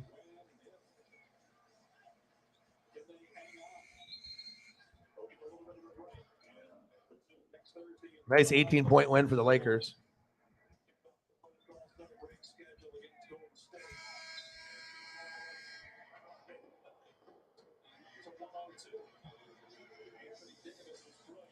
Yeah, no kidding.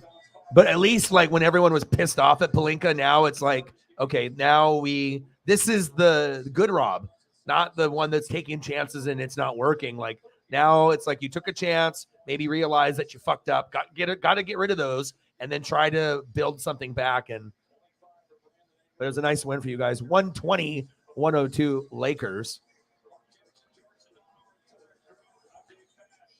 All right, so we'll go either to the 10 o'clock mark for another like 2 hours, or we'll go to the 3 hour and 30 mark if we get anybody else to come through. So for the people that are here, whatever that you guys want here at the end, if we can get any other people to show up to maybe help us finish the night strong, awesome. If not, we'll just hang out with who we have and if you guys want to go into food or any of your favorite things, just let me know, and we'll go from there.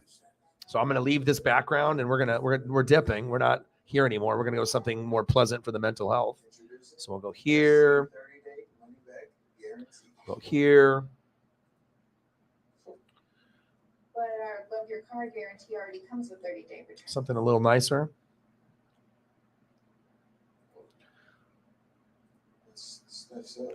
We've had some really nice weather here in Oregon. Still kind of cold, but it's not like really like this or this. But we did have a little bit of snow. It was like a dusting, like on the grass and stuff. And I woke up early, and I got to take Paisley out in it. You know, she hasn't experienced snow too much, but damn, Oregon is beautiful. Oregon is beautiful. All right, let me delete some photos, and then you guys think about what you want to go to, and we can do whatever. We can make the last 20 or 50 minutes the best that we can, and I'll cater to whatever you guys want to do. So whatever, we can go down food, we can do breakfast, we can do Mexican food, whatever we want. I just want to keep grinding it out, and you never know who might show up, and we'll go from there.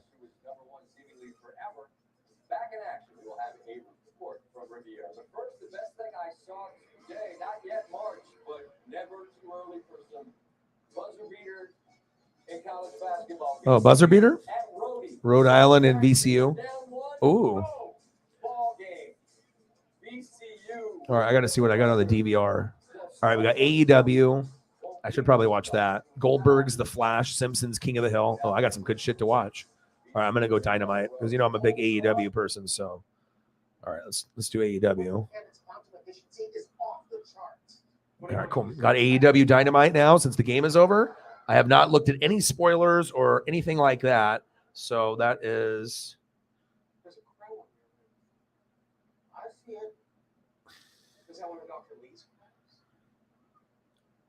Oh, that looks good, baby. Oh, it looks good. Oh, baby. Looks so good. And like I said, you know, I think this will help the channel as well. Try to get that Twitter influence. All right, here we go. AEW Dynamite, baby. In memoriam of Jerry Jarrett, Jeff Jarrett's dad. He passed away 1942 to 2023. Prayers up for Jeff Jarrett losing his dad. All right, AEW. They got like a new intro. Love me some AEW. Just nice to be able to have something other than WWE. Like, you can still enjoy WWE, but I've always liked WCW and ECW more. Presentation, wrestlers, hardcore wrestling, you know, just seeing an alternative. And I can still appreciate WWE, but I always lean more to WCW and NWO and ECW with like RVD and Sabu. That was like the most entertaining, hardcore, low budget wrestling of all time. And then WCW had the wrestlers, and they had like the Hall of Famers. And I'm loving the crossover also since Khan bought ROH, Ring of Honor. So you get these like NJPW and ROH Japanese guys and people that are crossing over from Japan to AEW. WWE isn't doing that. It's cool, man. Like, yeah, it's like you're getting a crossover events for some of these like really talented people. All right, we got Jeff Jarrett coming down into the ring. Guy had to cut out scissors. He tried to grab it from a fan. The fan did not let go. Oh, this is going to be good. I don't get too hyped up for a lot of stuff, but AEW Dynamite is, I've been a person, a day oneer. I have not missed an AEW Dynamite. I have merch from the very first year, a hoodie and a t-shirt of the original logo. You know, it's like, I got some other like Kenny Omega, Young Buck stuff. And oh my gosh, this is awesome. What do we got going on here? Is it the Elite? Oh, it's freshly squeezed. Orange Cassidy. Wherever. Whatever. And Danhausen.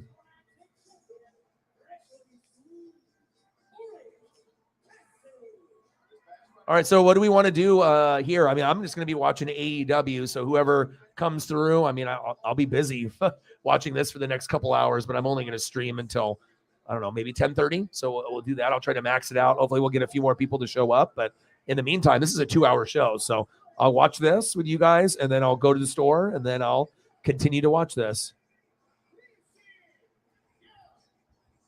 The Acclaimed.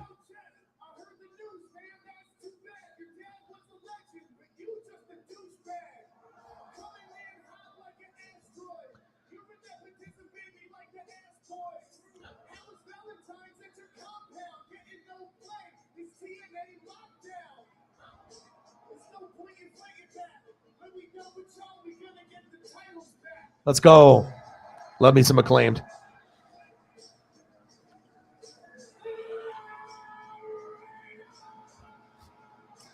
I love it. He always interacts with the fans too. Let's go. Yeah.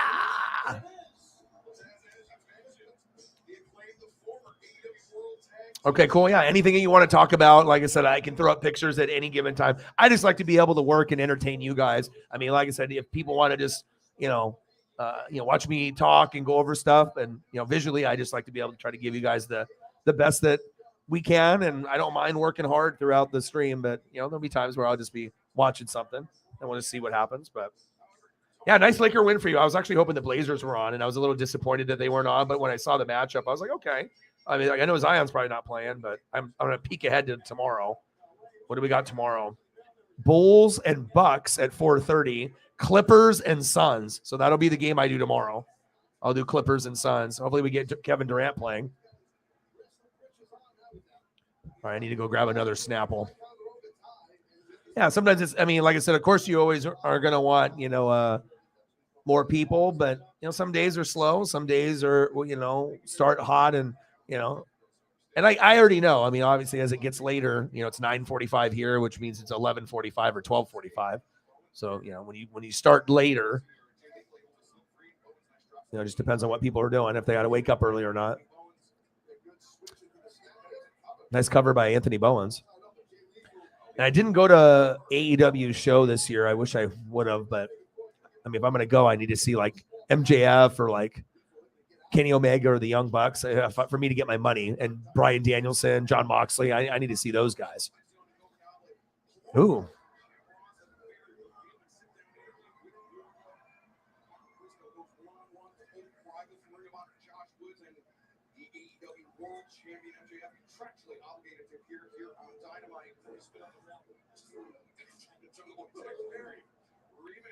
Ooh.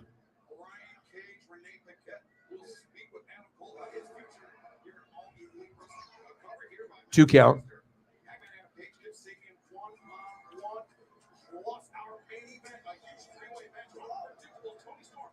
All right, we'll be in the studio. The studio vibes. Jeff Jarrett. All right, I need to go get my drink here. I'll be right back.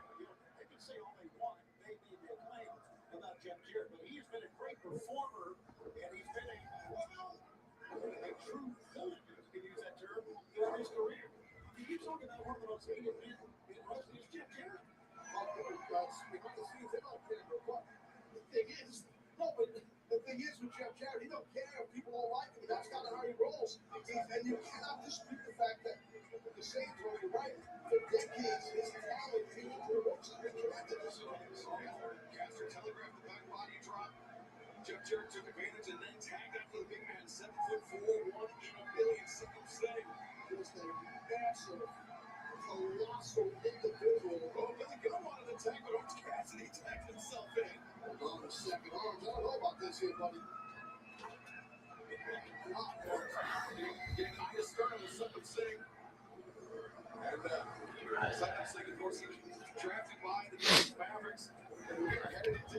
Macho Man, oh yeah.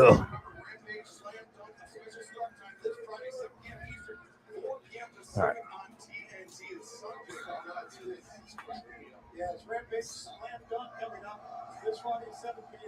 You got any new news for me for the Titans or the Braves? What's the news? What's going on with both organizations? You got anything that you've read recently in the last couple days or last week or so? Anything Laker related, Titans related, or Braves related? So Paul George, Kawhi Leonard. Oh, Kevin Durant's not playing? Oh, boo.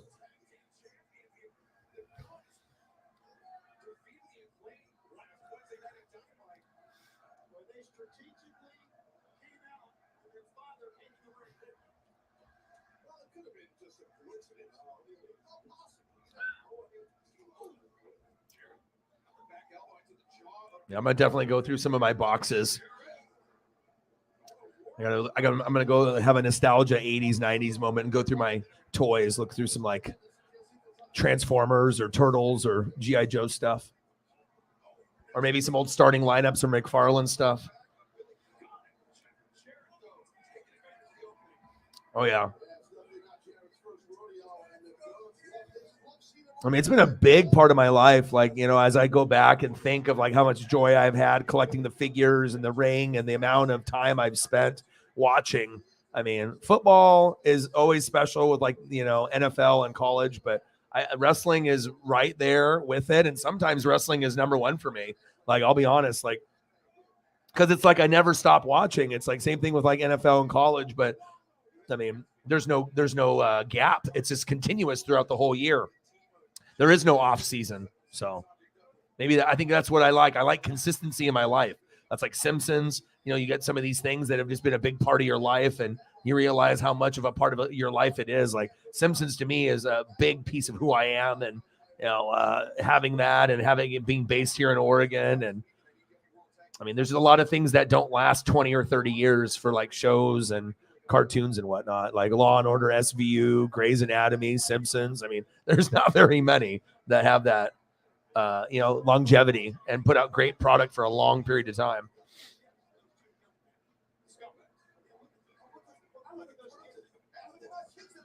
What do you think about that? Well, you're already trying to move on from Ryan Tannehill, right? So you don't even really give a crap about him anymore, right? Like you're just like, you know, you can either do Malik or try to find someone to compete with Malik and go from there.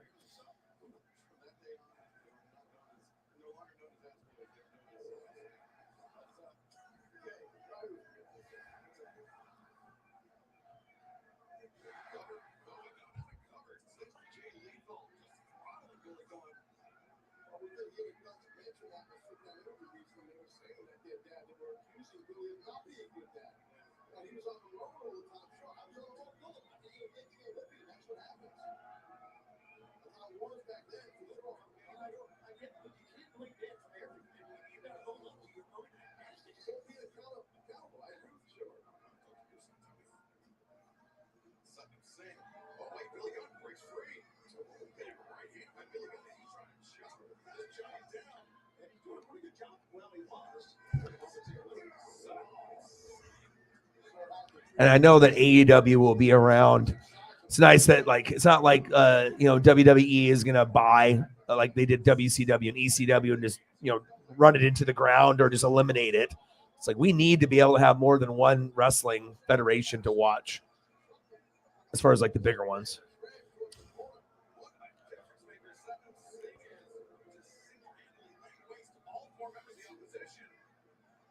Oh, badass Billy Gunn with a famouser, just like he did back on DX.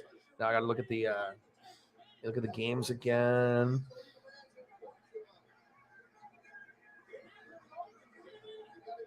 Ooh, shit! Big super kick.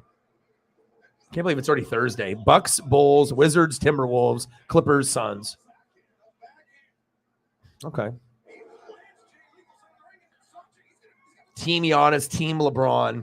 God, everything is they. It sucks when you have like two big things. I wish they were spread out so I could do the All-Star game and Daytona, you know, and we could, you know, I don't know. I have to look to see what time Daytona is. Maybe I can do both. If Daytona starts early enough, like in the morning, maybe I can do Daytona in the morning and then I can do NBA afterwards at like 5 p.m. But I just don't know what time Daytona starts. Jameson, do you know what time Daytona starts? 500. I know I can look it up on the app here or whatever, but.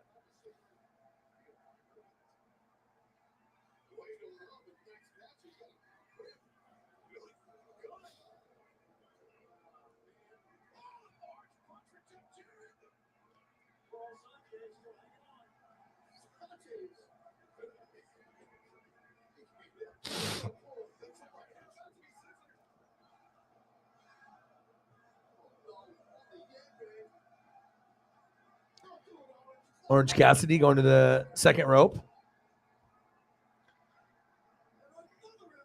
Oh, Hurricane Rana. Oh!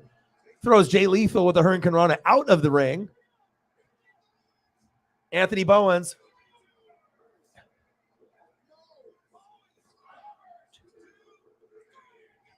Okay. Entertaining first match.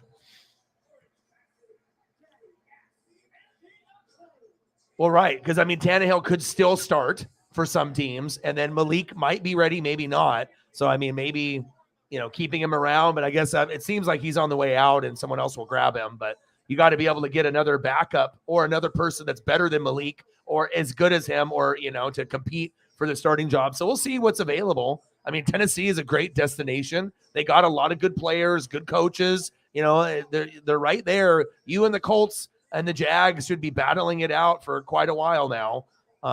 You just need to be able to get some pieces in place. And it's like the Colts need their pieces too. So it's not like, the one team is going to run away with the division, even though it was the Colts and Titans for many, many years. Now the Jags are in the mix, but 130. So I can do NASCAR, and hopefully if it's over, and then I can do the All-Star game after. Maybe I just work all day. I mean, I don't mind. That would be Daytona 500.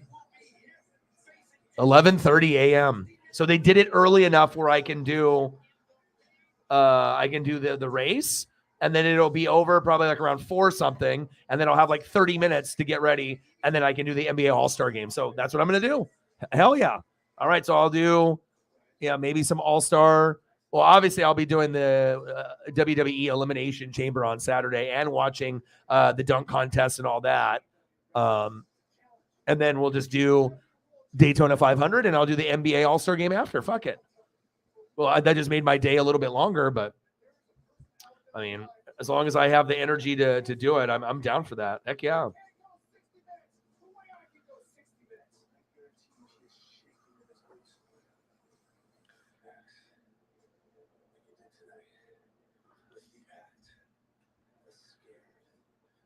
Heck yeah. Early. Bryan Danielson in a little.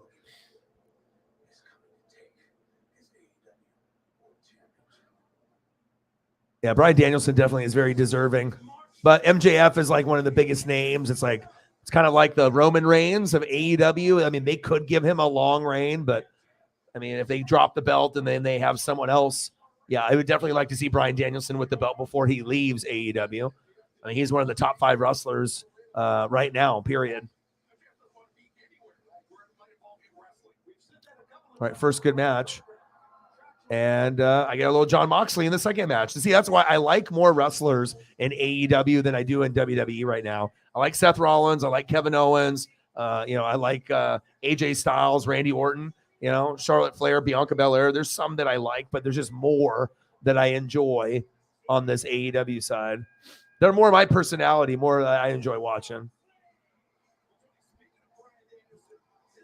Moxley's a stud. That was a big loss for WWE, whether they want to admit it or not, in a big game for AEW. Moxley and Bryan Danielson, that was 2 of the biggest names that really made, I mean, CM Punk coming, but then he burnt a lot of bridges. And then when he is eligible coming up here, I think they're just going to pay to have him leave since he caused problems with Kenny Omega and the Young Bucks. They all fought and shit. So who are you guys looking at in the draft? You got anyone that you are based on what the mocks are or what the beat writers are saying or what the Titan people are saying? You got a particular person in the first or second round that has caught some of your attention? Most people's teams is the obviously the line.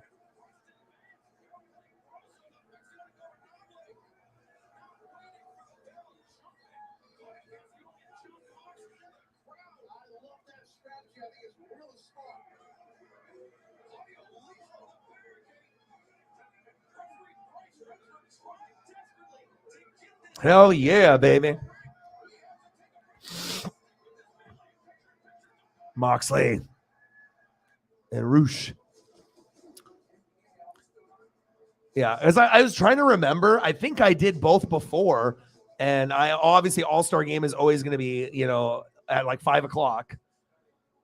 I just hate to like miss out on stuff. Like I want to be able to do the WWE pay-per-view and do NBA Saturday night.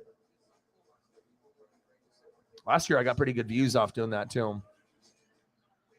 Oh, it's going to be fun, man. This is going to be a fun weekend. I thought last weekend was pretty fun. This is going to be fun this weekend. There's plenty of basketball, wrestling, and NASCAR. There's no more football. Everything that you would want, you're going to get this weekend. You know, as far as like NASCAR, I mean, the only thing that we're not getting right now is baseball. But we will be patient, and then we'll be able to watch our, you know, Spencer Striders and, you know, Acuñas, and you'll get to see all your pieces, right? Michael Harris, and I'll get my Julio, dude. I'm just like, you know, for now, like the next 15 to 20 years, it's just going to be Mariner bliss for me. Like we're going to be better than we ever have been. It's just exciting. You know, we don't know where it's going to go, but of course the ultimate goal is to win a World Series for Seattle. I mean, that would be a dream come true for me for being a fan for so many years since the 80s. So we went through some good times, but there's been a lot of bad. You know, a lot of bad with the Blazers and the Mariners and the Buccaneers and the Ducks. I mean, there's been some successes. Tampa's got 2 Super Bowls, so at least I got that. But it's not like the Blazers, Ducks, or Mariners have really done too much since I've been watching. There's been some moments. So, hi, Candace. How are you? Yeah, Sarah had to dip out because I guess she had other things that she was going to do, or she was tired and was going to wrap up and go to bed and eat and whatnot, I would assume, and stuff. So, I mean, she might be on other, you know, platform type stuff, but I imagine that she has to wake up early, so she probably wants to get some sleep, especially if you have to go to work and said, I'm not working from home. Yeah, but just chilling, a little bit slower of a night. Did the game. Lakers 120, Pelicans 102. Now I'm just watching AEW Dynamite and just seeing if we get anyone else to kind of come through and just hanging out. And then we're going to probably end the stream here in like 15 to 30 minutes and then call it a day because my girlfriend's daughter has school. And I don't want to be loud past that time period since she's got to wake up. So usually 10:30 is the cutoff point, but we'll kind of just see how we feel. And if we go for 15 more minutes, you know, we can do that. If we go 30, we can do that.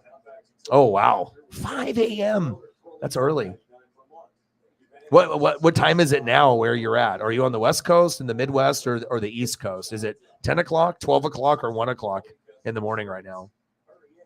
See, for me, it's like, you know, when I do these streams late, I start at 7, but it's already 9 or 10 other places. So I'm definitely a late night guy. I don't really go to sleep early a lot of times. I'm usually up super late. I mean, sometimes I'll go to sleep at like 1 to 4 a.m. Okay, you're on the West Coast then, so it's 10. Well, you'll still be able, I mean, I guess it just depends. You know, sometimes just getting 5 hours is good. You know, there's going to be days where you get 7 or 8 or can take a nap and make up for it later on in the week, but sometimes 4 or 5 hours helps.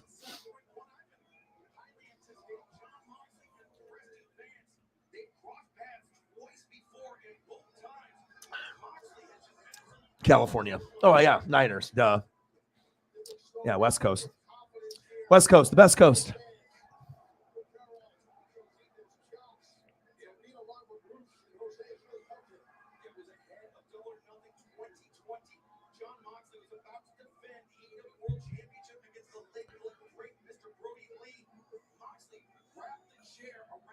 Ooh, big chop on Moxley. Love me some AEW.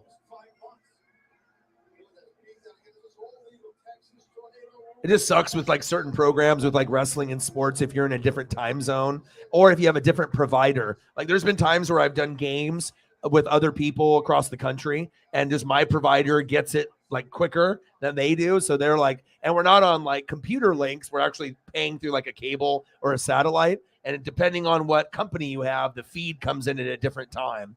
So that kind of sucks sometimes. Like if I already called a play out and someone wants to watch it with me, but then I say what happens before they get it on the screen in the East Coast, that's annoying. Some people just deal with it. Some people, you know, will come back later. Because I get it. I mean, you wouldn't want me calling the play before you see it on the screen.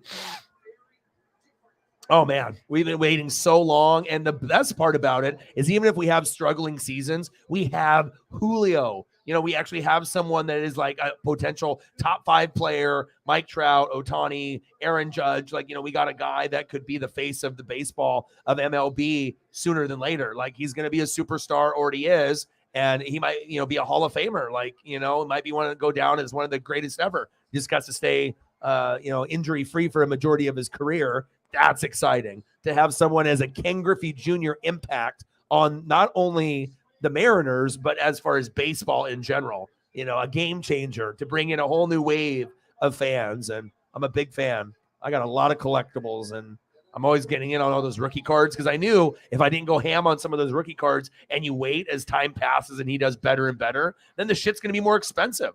You know what I mean? It's like, get the stuff cheaper while it's like $5, $10, $20, $50, $100. And then, if you wait, then that $100 card will be like $250, and then you probably won't buy it.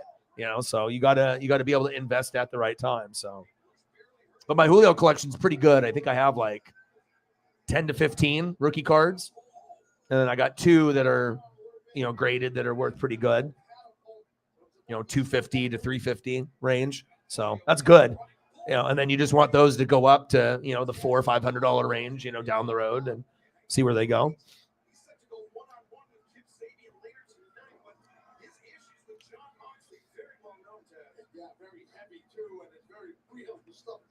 Yeah, I'm excited. NASCAR this weekend, NBA All-Star game. It's going to be fun. Oh, I need to put up some Kyle Busch photos for Mike next time I see him.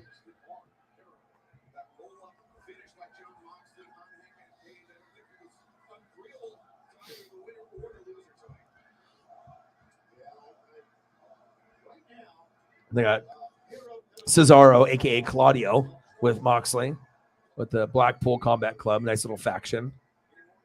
Bryan Danielson, a part of that too.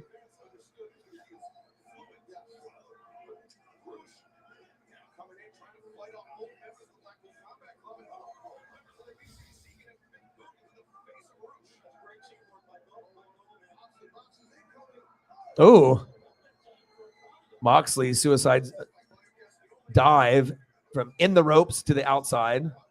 Oh, big clothesline to the outside there. Oh, shit. He bit his forehead. Oh, shit. Moxley on the outside of the rope. Oh. Is this going to be like a suplex or something? Uh-oh. Is it spear him? Oh, shit. Speared him outside of the ring. Oh, my God. Oh. So, Jameson, what do we want to do? Do you want to go for like another 8 minutes and just call it?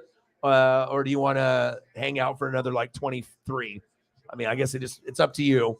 Like I said, anytime we get to a point where it's a little bit slower, where we're just kind of chilling and stuff. Some people have already been here, but usually we'll have more people than this kind of towards the end, but I get it. It's kind of late. I get it. And I'll be back tomorrow. But I usually like rounded off numbers. So like that 3 hour and 15 mark, 3 hour 30 mark. Obviously, if it wasn't a school night or a Friday, I could go 4 or 5 hours. But oh my God, you have no idea, bro. J-Rod shit is the hottest shit on the market right now. Like J-Rod stuff. Aaron Judge had his moment. Trout and Ohtani stuff is super expensive. You know what I mean? Like I was dumb. I should have bought Ohtani cards immediately. I shouldn't have, if now it's like once cards get up to that higher amount, 4,000, 5,000, 2,000, like who's got money to do that? But if you can get stuff early for like $350 or less, then you have a chance for something to like blow up and, maybe get to the $1,000 range down the road. So, sometimes you got to pay money to make money, but sometimes you got to be able to invest early on. Like, I know a lot of collectors here in the Northwest. I mean, it's all Julio. As soon as the Julio cards come in, they're gone. Like, there's always going to be collectors, not just me, but, as long as, they have a variety of cards and whatnot and, jersey pieces and autos. But the stuff that people want is the rookie card, auto, right? Graded, PSA or BGS. And those are the ones I invested in too. So, I mean, it's like you can't get anything Julio for under 200. Everything is like 200 or more if you want the good shit, so. But again, I mean, you've seen some of these baseball cards. I mean, some baseball cards get into like the million, range. I'm not saying that Julio stuff's going to be that high, you know what I mean? But sometimes you'll get these crazy one-of-ones, jersey piece, autographed, just some kind of, super rare collectible. And sometimes you know, if it's considered one of their true rookies or it's like an insert and it's rare. I mean, and it's graded like a high grade, like a Gem Mint 10. You know, some cards could, you know, go from potentially an 8-9 range for like 1,000 or 2,000. But if you have a 10, I mean, you might be talking 10, 20, $30,000. That's crazy. Yeah, but love me some J-Rod. I'm going to give some to my friend Justin as like a gift. I'm going to pass down some like stuff to him, you know, like some Blazer stuff, maybe like my Dame autograph rookie card and Clyde Drexler rookie card because he's one of my best friends. And, you know, it's like I'm not going to live forever. I'm going to hide some of my stuff for sure. Do like a little scavenger hunt so people can find my, you know, graded stuff and my cards and my toys. And, you know, I'll do that. That'll be part of the legacy. But I definitely want to make sure I give him some of my Mariner and Blazer stuff. He loves the Blazers. He's never given up on them. So I figured like I got these cool things that I have, but someone like that could display them on his like dresser and look at them every day and like really appreciate them, you know? I don't mind giving away some of my collection as long as I know it's going to a good home and people will appreciate it and then they can appreciate it and love it, look at it. And there's like on my desk right now, I mean, I got the Cal Raleigh rookie card auto. I got Randy Johnson starting lineup from like 97, a Griffey from 99, bobblehead of Randy and Dan Wilson. I got a Griffey, a rookie upper deck, 89 bobblehead. Hollywood Hogan, got LaMichael, Mariota. I mean, I got all that here on the desk with me. And then behind my TV, I have the Ken Griffey Jr. statue that's at the stadium and the Edgar Martinez statue figure. So I got both of those. They're like bronze. They're super cool. I just like being surrounded about the stuff that I love, you know? Like nothing puts a smile on my face more than 80s, 90s. And me and you are very similar, Jameson, based on how old you are and all the memories and the nostalgia. I feel that you and me connect on kind of a deeper level because not many people are 40. But if you're 38 to 42, you know, if you're in that range, you're everything that I say, you know exactly what I'm talking about. You grew up on that same fucking shit. And you like, you know, you remember it, the taste of the food, the toys, the cartoons, the sports. It was, you know, and that's cool when you can actually have that deeper connection and we go down that rabbit hole. It's always cool when you can like say certain things that no one else has said and it just brings you back. I mean, that's why I watch G.I. Joe every day. Like every day, 30 minutes, maybe an hour, but usually about 30 minutes. No, you know, I'll either watch an episode or part of an episode, flip around and watch a little bit more. Might as well, right? We can see maybe a goat will stop in. I mean, maybe. Chase Elliott, baby. Daytona. Dale Earnhardt. Chase. Man, I can't wait. Who's your favorite driver, Jameson? Like past and present.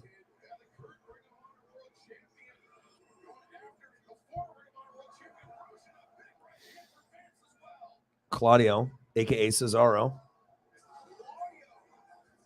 What has he got, a chain wrapped around his hand and he's just beating the shit out of this guy? Hell yeah.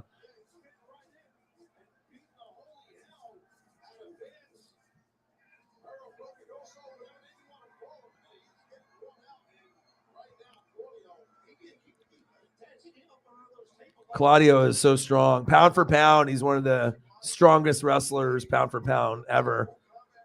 I've seen him live a few times. I mean, the strength that guy has is unbelievable. I mean, even if you're going to try to do a giant swing against people that are like big, it takes a lot of fucking strength. Oh, hello. How are you? We were just talking about goats. I was going to leave in like 2 minutes, but we were like, oh, well, let's go a little bit longer.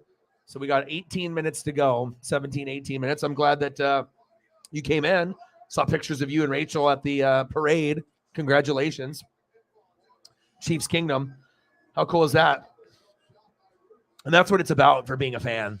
You know, being able to see your favorites and to be able to experience moments like that. You never know how many they're going to get. And, you know, especially if you're alive, you want to be a part of it, remember it. And what an epic parade, huh?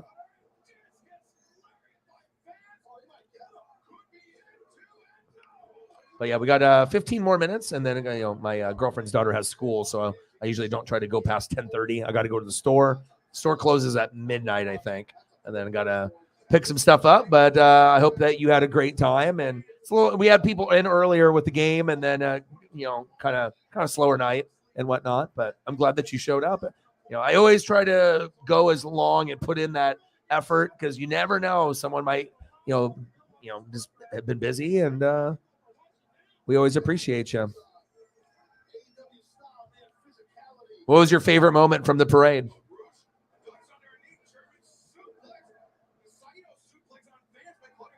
Right. So even if you guys are good next year, the likelihood of the Chiefs winning the Super Bowl is not likely, right? So you might have to wait, but you already know more than likely if Andy Reid is still there, or even if he's not, if they have the right people in place, there's still going to be opportunities for Mahomes to add some championships. I don't know how long Travis Kelce will go, but we know Mahomes, if he's going to go for another like 10 or 15 years, you best believe there's going to be a few more, maybe not a bunch. I mean, obviously Chiefs fans are hoping for a bunch, but probably not going to ever catch Brady. But if there's someone that has the best chance, it's definitely Mahomes. And he also has the best chance to be on Mount Rushmore. It's like you got Tom Brady, Joe Montana, Peyton Manning, John Elway, Patrick Mahomes. And Mahomes will start moving up that ladder depending on how he does. So, yeah, nothing brings a smile to my face more than 80s, 90s nostalgia. Or when Holly comes into the room.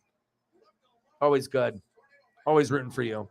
I had a real good, kind of reflection moment. The sun was beaming down, and me and Paisley were walking, had some good tunes on, just had a really just kind of talking to the sports gods and just being so appreciative for another day and having the gratitude and knowing that good things are going to happen. And, you just got to stay positive and be in the moment and have gratitude, and things will work out. Things will always work out. No matter, the tough times, things will get better.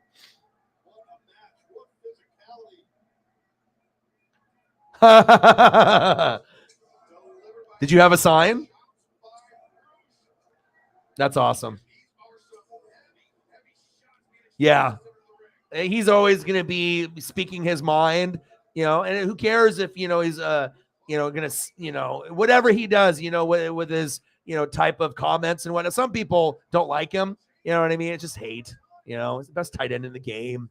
When you end up, having people poke the bear, you end up winning the big one. You're gonna make sure that you let them know. I love me some Kelce. So, okay. Sarah was in here earlier, but she has the new job, so she has to wake up early. So she's been dipping out halfway through the streams and stuff until, she'll have more time to not have to wake up early. So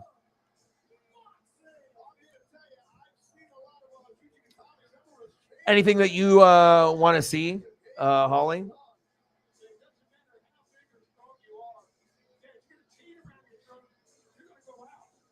I'll throw up some photos for you, just some stuff that I know, and do some animals or some other stuff if you'd like.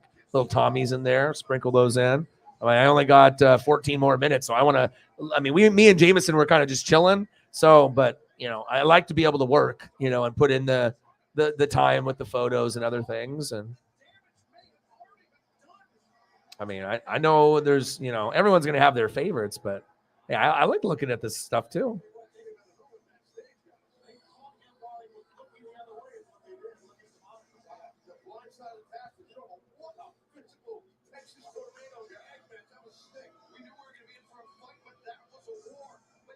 Has it all sunk in yet that you guys won?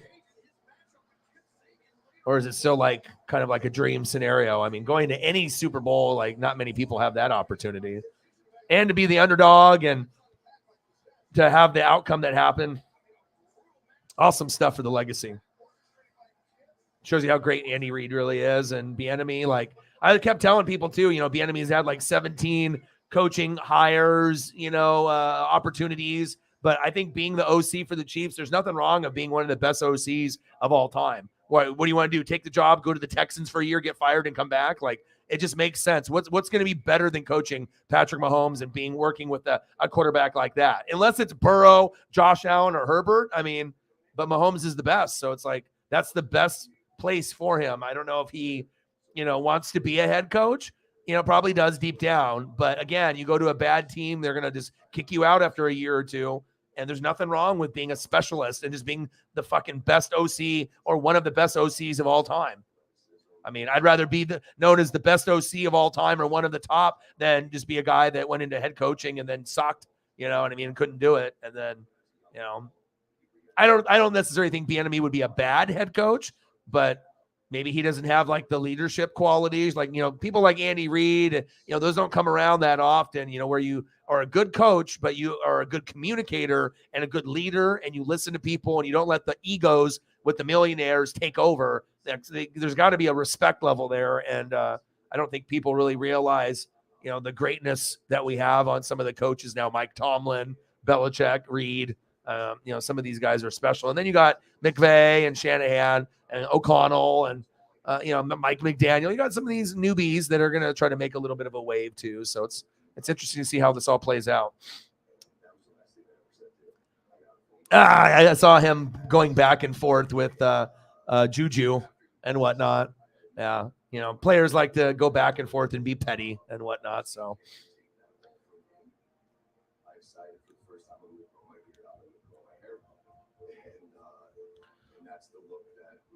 Let me throw up a corgi here, maybe some penguins. All right, we got 9 minutes to go. So I'm going to try to jam in as many photos here as I can, and then I'll go to the store.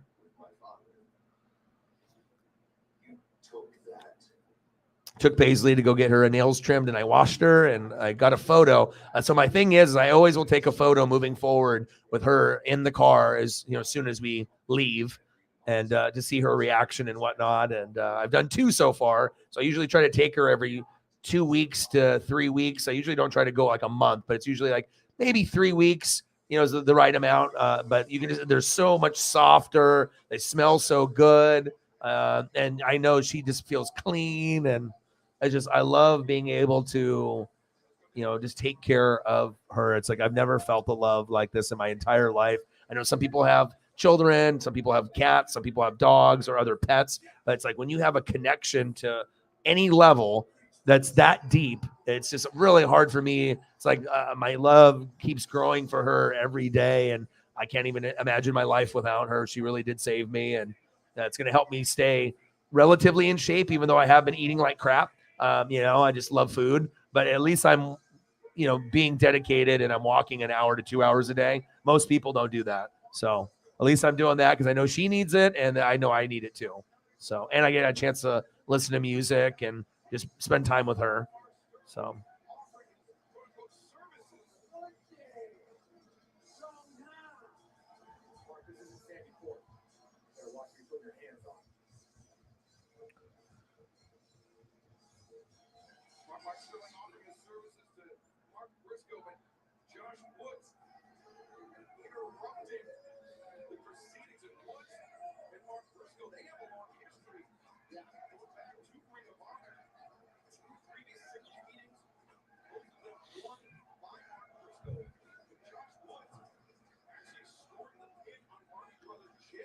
Oh, thank you so much.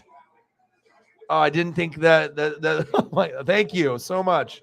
I appreciate you. I know things have been a little tight and whatnot, and I figured I wasn't really gonna, anything that you do with the, we're gonna make everything's gonna work out, and just want to make sure you get on your feet and everything. But I appreciate you so much. Everything is going up, rent and everything else, and it's like, even if I go to the Safeway and I'm grabbing like detergent, it's like $20 to $30, like one thing. I'm like, this is crazy. But people like you really make a difference here, and I appreciate you. Always making sure we're getting. I don't even know what we're at. I think we were at 40 something, so I think we hit the goal with what you did right there. Thank you so much. I think we were at 45. I think is what we were at. Make 2 20s from Mike and a 5 from Megan. So thank you so much. That'll definitely help when I go to the store, and I'll get something for Paisley tomorrow from Petco. Thank you. Appreciate you. Space Kitty with a $57 dono for Super Bowl 57. What was your favorite moment from the Super Bowl? Did you have one? Was it the Nick Bolton touchdown Was that the most favorite moment besides like the game-winning field goal? Tommy punting, she says. $57 dono. Anything you want to see here in the last like 7 minutes? Anything specific?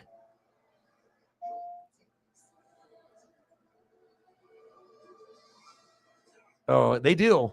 They do. I had one of the guys, maintenance workers here at the facility, and I had earbuds in, and he was mouthing something to me, and I took the earbud out when he mouthed something again, and he was just talking about how he's got like a little tiny, dog or whatever, and he sees Paisley always so happy, on the back deck area, but she barks a lot when she doesn't know people. She'll bark at a squirrel, she'll bark at a leaf, she'll bark at people, kids, you know what I mean? It's not necessarily malicious barking, but she's protective, of me and the people that are living here and whatnot. And then she'll smell the other dogs on people too. But I was like, yeah, she doesn't bite. She's not vicious. I mean, the bark sometimes comes across a little aggressive, but it's just kind of, this is my house, like go away and stuff. But once she sniffs you and knows who you are, she's like the most loving dog ever. Oh, I want to pet a loaf of bread. That's awesome. I haven't seen a French bulldog in a while.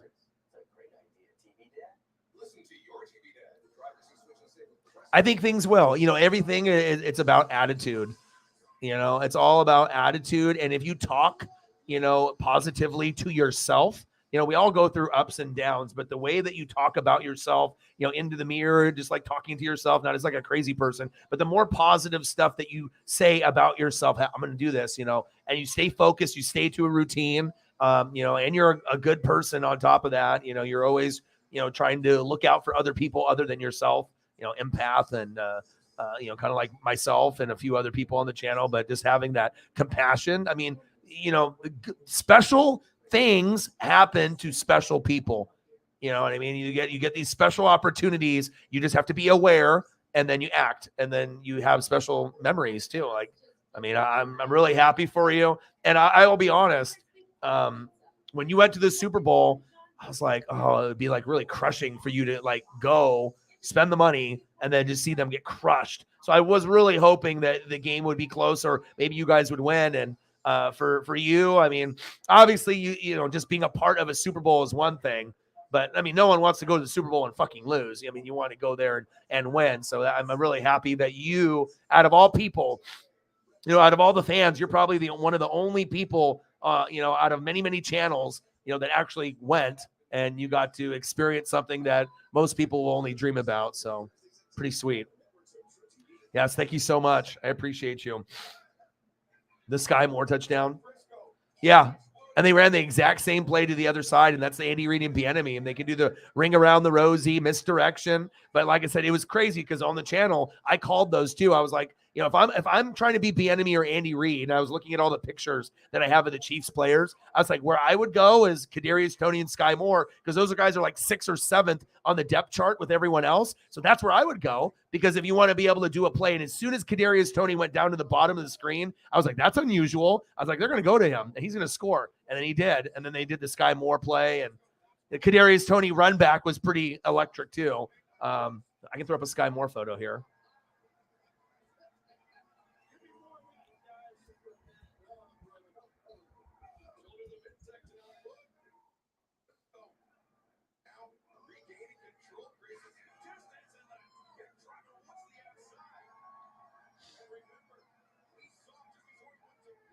Oh, I got to find you the actual play. This might be difficult, but I think I can do it. Let's see. It's all about if I can get it to format.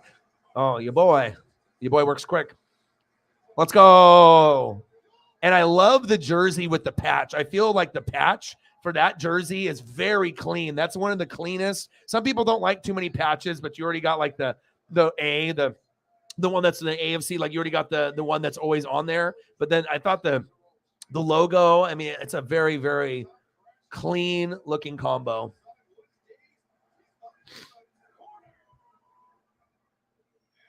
Thank you so much. I appreciate you. Well, we got 3 minutes to go for me to be respectful and then get to the store, so I'm not being too loud. Is there anything that you want to see here the last couple minutes that I got? Anything I can do for you? I mean, this is pretty cool right here. That's a moment. And it's actually I was like, oh, I hope I can find it. Sometimes it's hard to find stuff that's recent, and then a lot of times it won't fit the screen or it'll be small or blurry. So it must be just my lucky day today. And then I'll be back tomorrow. I'll be doing streams pretty much almost every day around 6 or 7 p.m. So, but I'm praying for you. I've prayed for you. I know other people on the channel have done that. And I know things are going to work out. It may be at that spot you were at, maybe not. But I think, like I said, if you put good energy out there, good things will happen for sure. Appreciate you. $57 dono to save the day. And me and Jameson were like, how long do you want to go for? A little bit? We'll wait for a goat to show up. And then a goat showed up.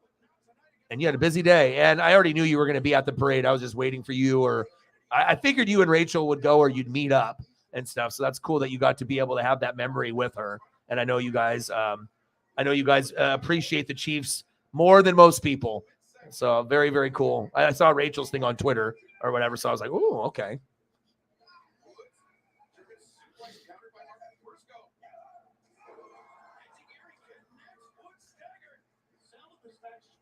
Oh no, you lost your cell phone? Oh wow. Did you like eat and party and stuff? Were you like eating and drinking and like tailgating and stuff, and then you like dropped it or lost it like that way, or just dropped it somewhere? Because I know with tailgates and stuff, I mean, stuff can get pretty wild at any kind of tailgate, college or pro, where all of a sudden, you're good, and then you're like, whoa, like I'm kind of tipsy here and whatnot. So, yeah, and I appreciate you. We'll be rooting for you. And what an amazing season, and like just everything that happened. And, you go from meeting Tommy at the liquor store, meeting Mama Tommy Townsend, going to the Super Bowl, actually going and watching them win. It's like, they're not going to win every time that they go, and going to the parade. I mean, you got memories in the last couple years that are going to be, many people would only dream of. So.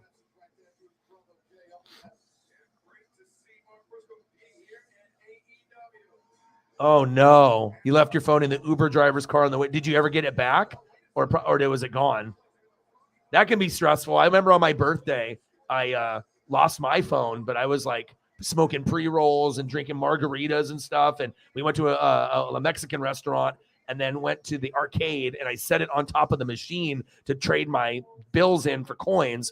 And then I must have just been too faded, and I walked away, and a worker picked it up. And luckily I, had my friend call it, and I heard it behind the desk, because if someone else would have got it, it would have been horrible. But yeah, we'll have to, yeah, that's okay. Yeah, I saw the picture that you wore. I figured there was something that happened there, some story, but that'll be something you can tell another time. I'm very interested to hear that. And I am interested once your hands and everything start feeling good. I can't wait for your next art piece and what chief player you do next. So don't forget about your dream. You got all these things going on, but you can always have something that could start off as just like what you loved back when you were younger. And we can't wait to see what you got. Maybe something Super Bowl related. You could do something like that. Sky Moore or Kadarius Toney or something. No way. You got it back? Wow. Love you too. Appreciate you. Well, I'm already kind of past the point, so I better be respectful and do that. Thank you so much for coming in and saying some stories, and we'll have more story time related. But yes, please do something Super Bowl related. I would love to see that when you have the time. And it doesn't even matter what player you do, or maybe you can do like a combo thing with like, Reed and Bieniemy, or Mahomes and Kelsey, or one of the other players like a Kadarius Toney or a Sky Moore. I think that'd be very cool. I mean, anything you do is great. So I always look forward to it. So I love you guys, and I appreciate you very, very much as well. Let me get back to the basketball background. So I got to make sure, because this is what they'll see on Twitter once I start it. So I have to change it. So first I got to take down the NWSF. Then we go here, and then I'll go virtual background, and then we'll go back to where we were for the game. and then link up the thumbnail. But thank you so much for getting us, to where we were at. I didn't know if we would, but I appreciate you. I got to take the NBA symbol down. Take the NBA down, and I can take down the banner, and then I think we're good. Well, I appreciate you guys very, very much. If you need any help mentally, I'm always here to listen or throw you some some positive vibes. I appreciate you very, very much. Jameson, always here, always representing, always doing big things. I love you guys and I appreciate you guys very much. And I got one question for you. Who talk sports like us? Your boy Ryan, Northwest Sports Fanatics, and I'm out. Gang.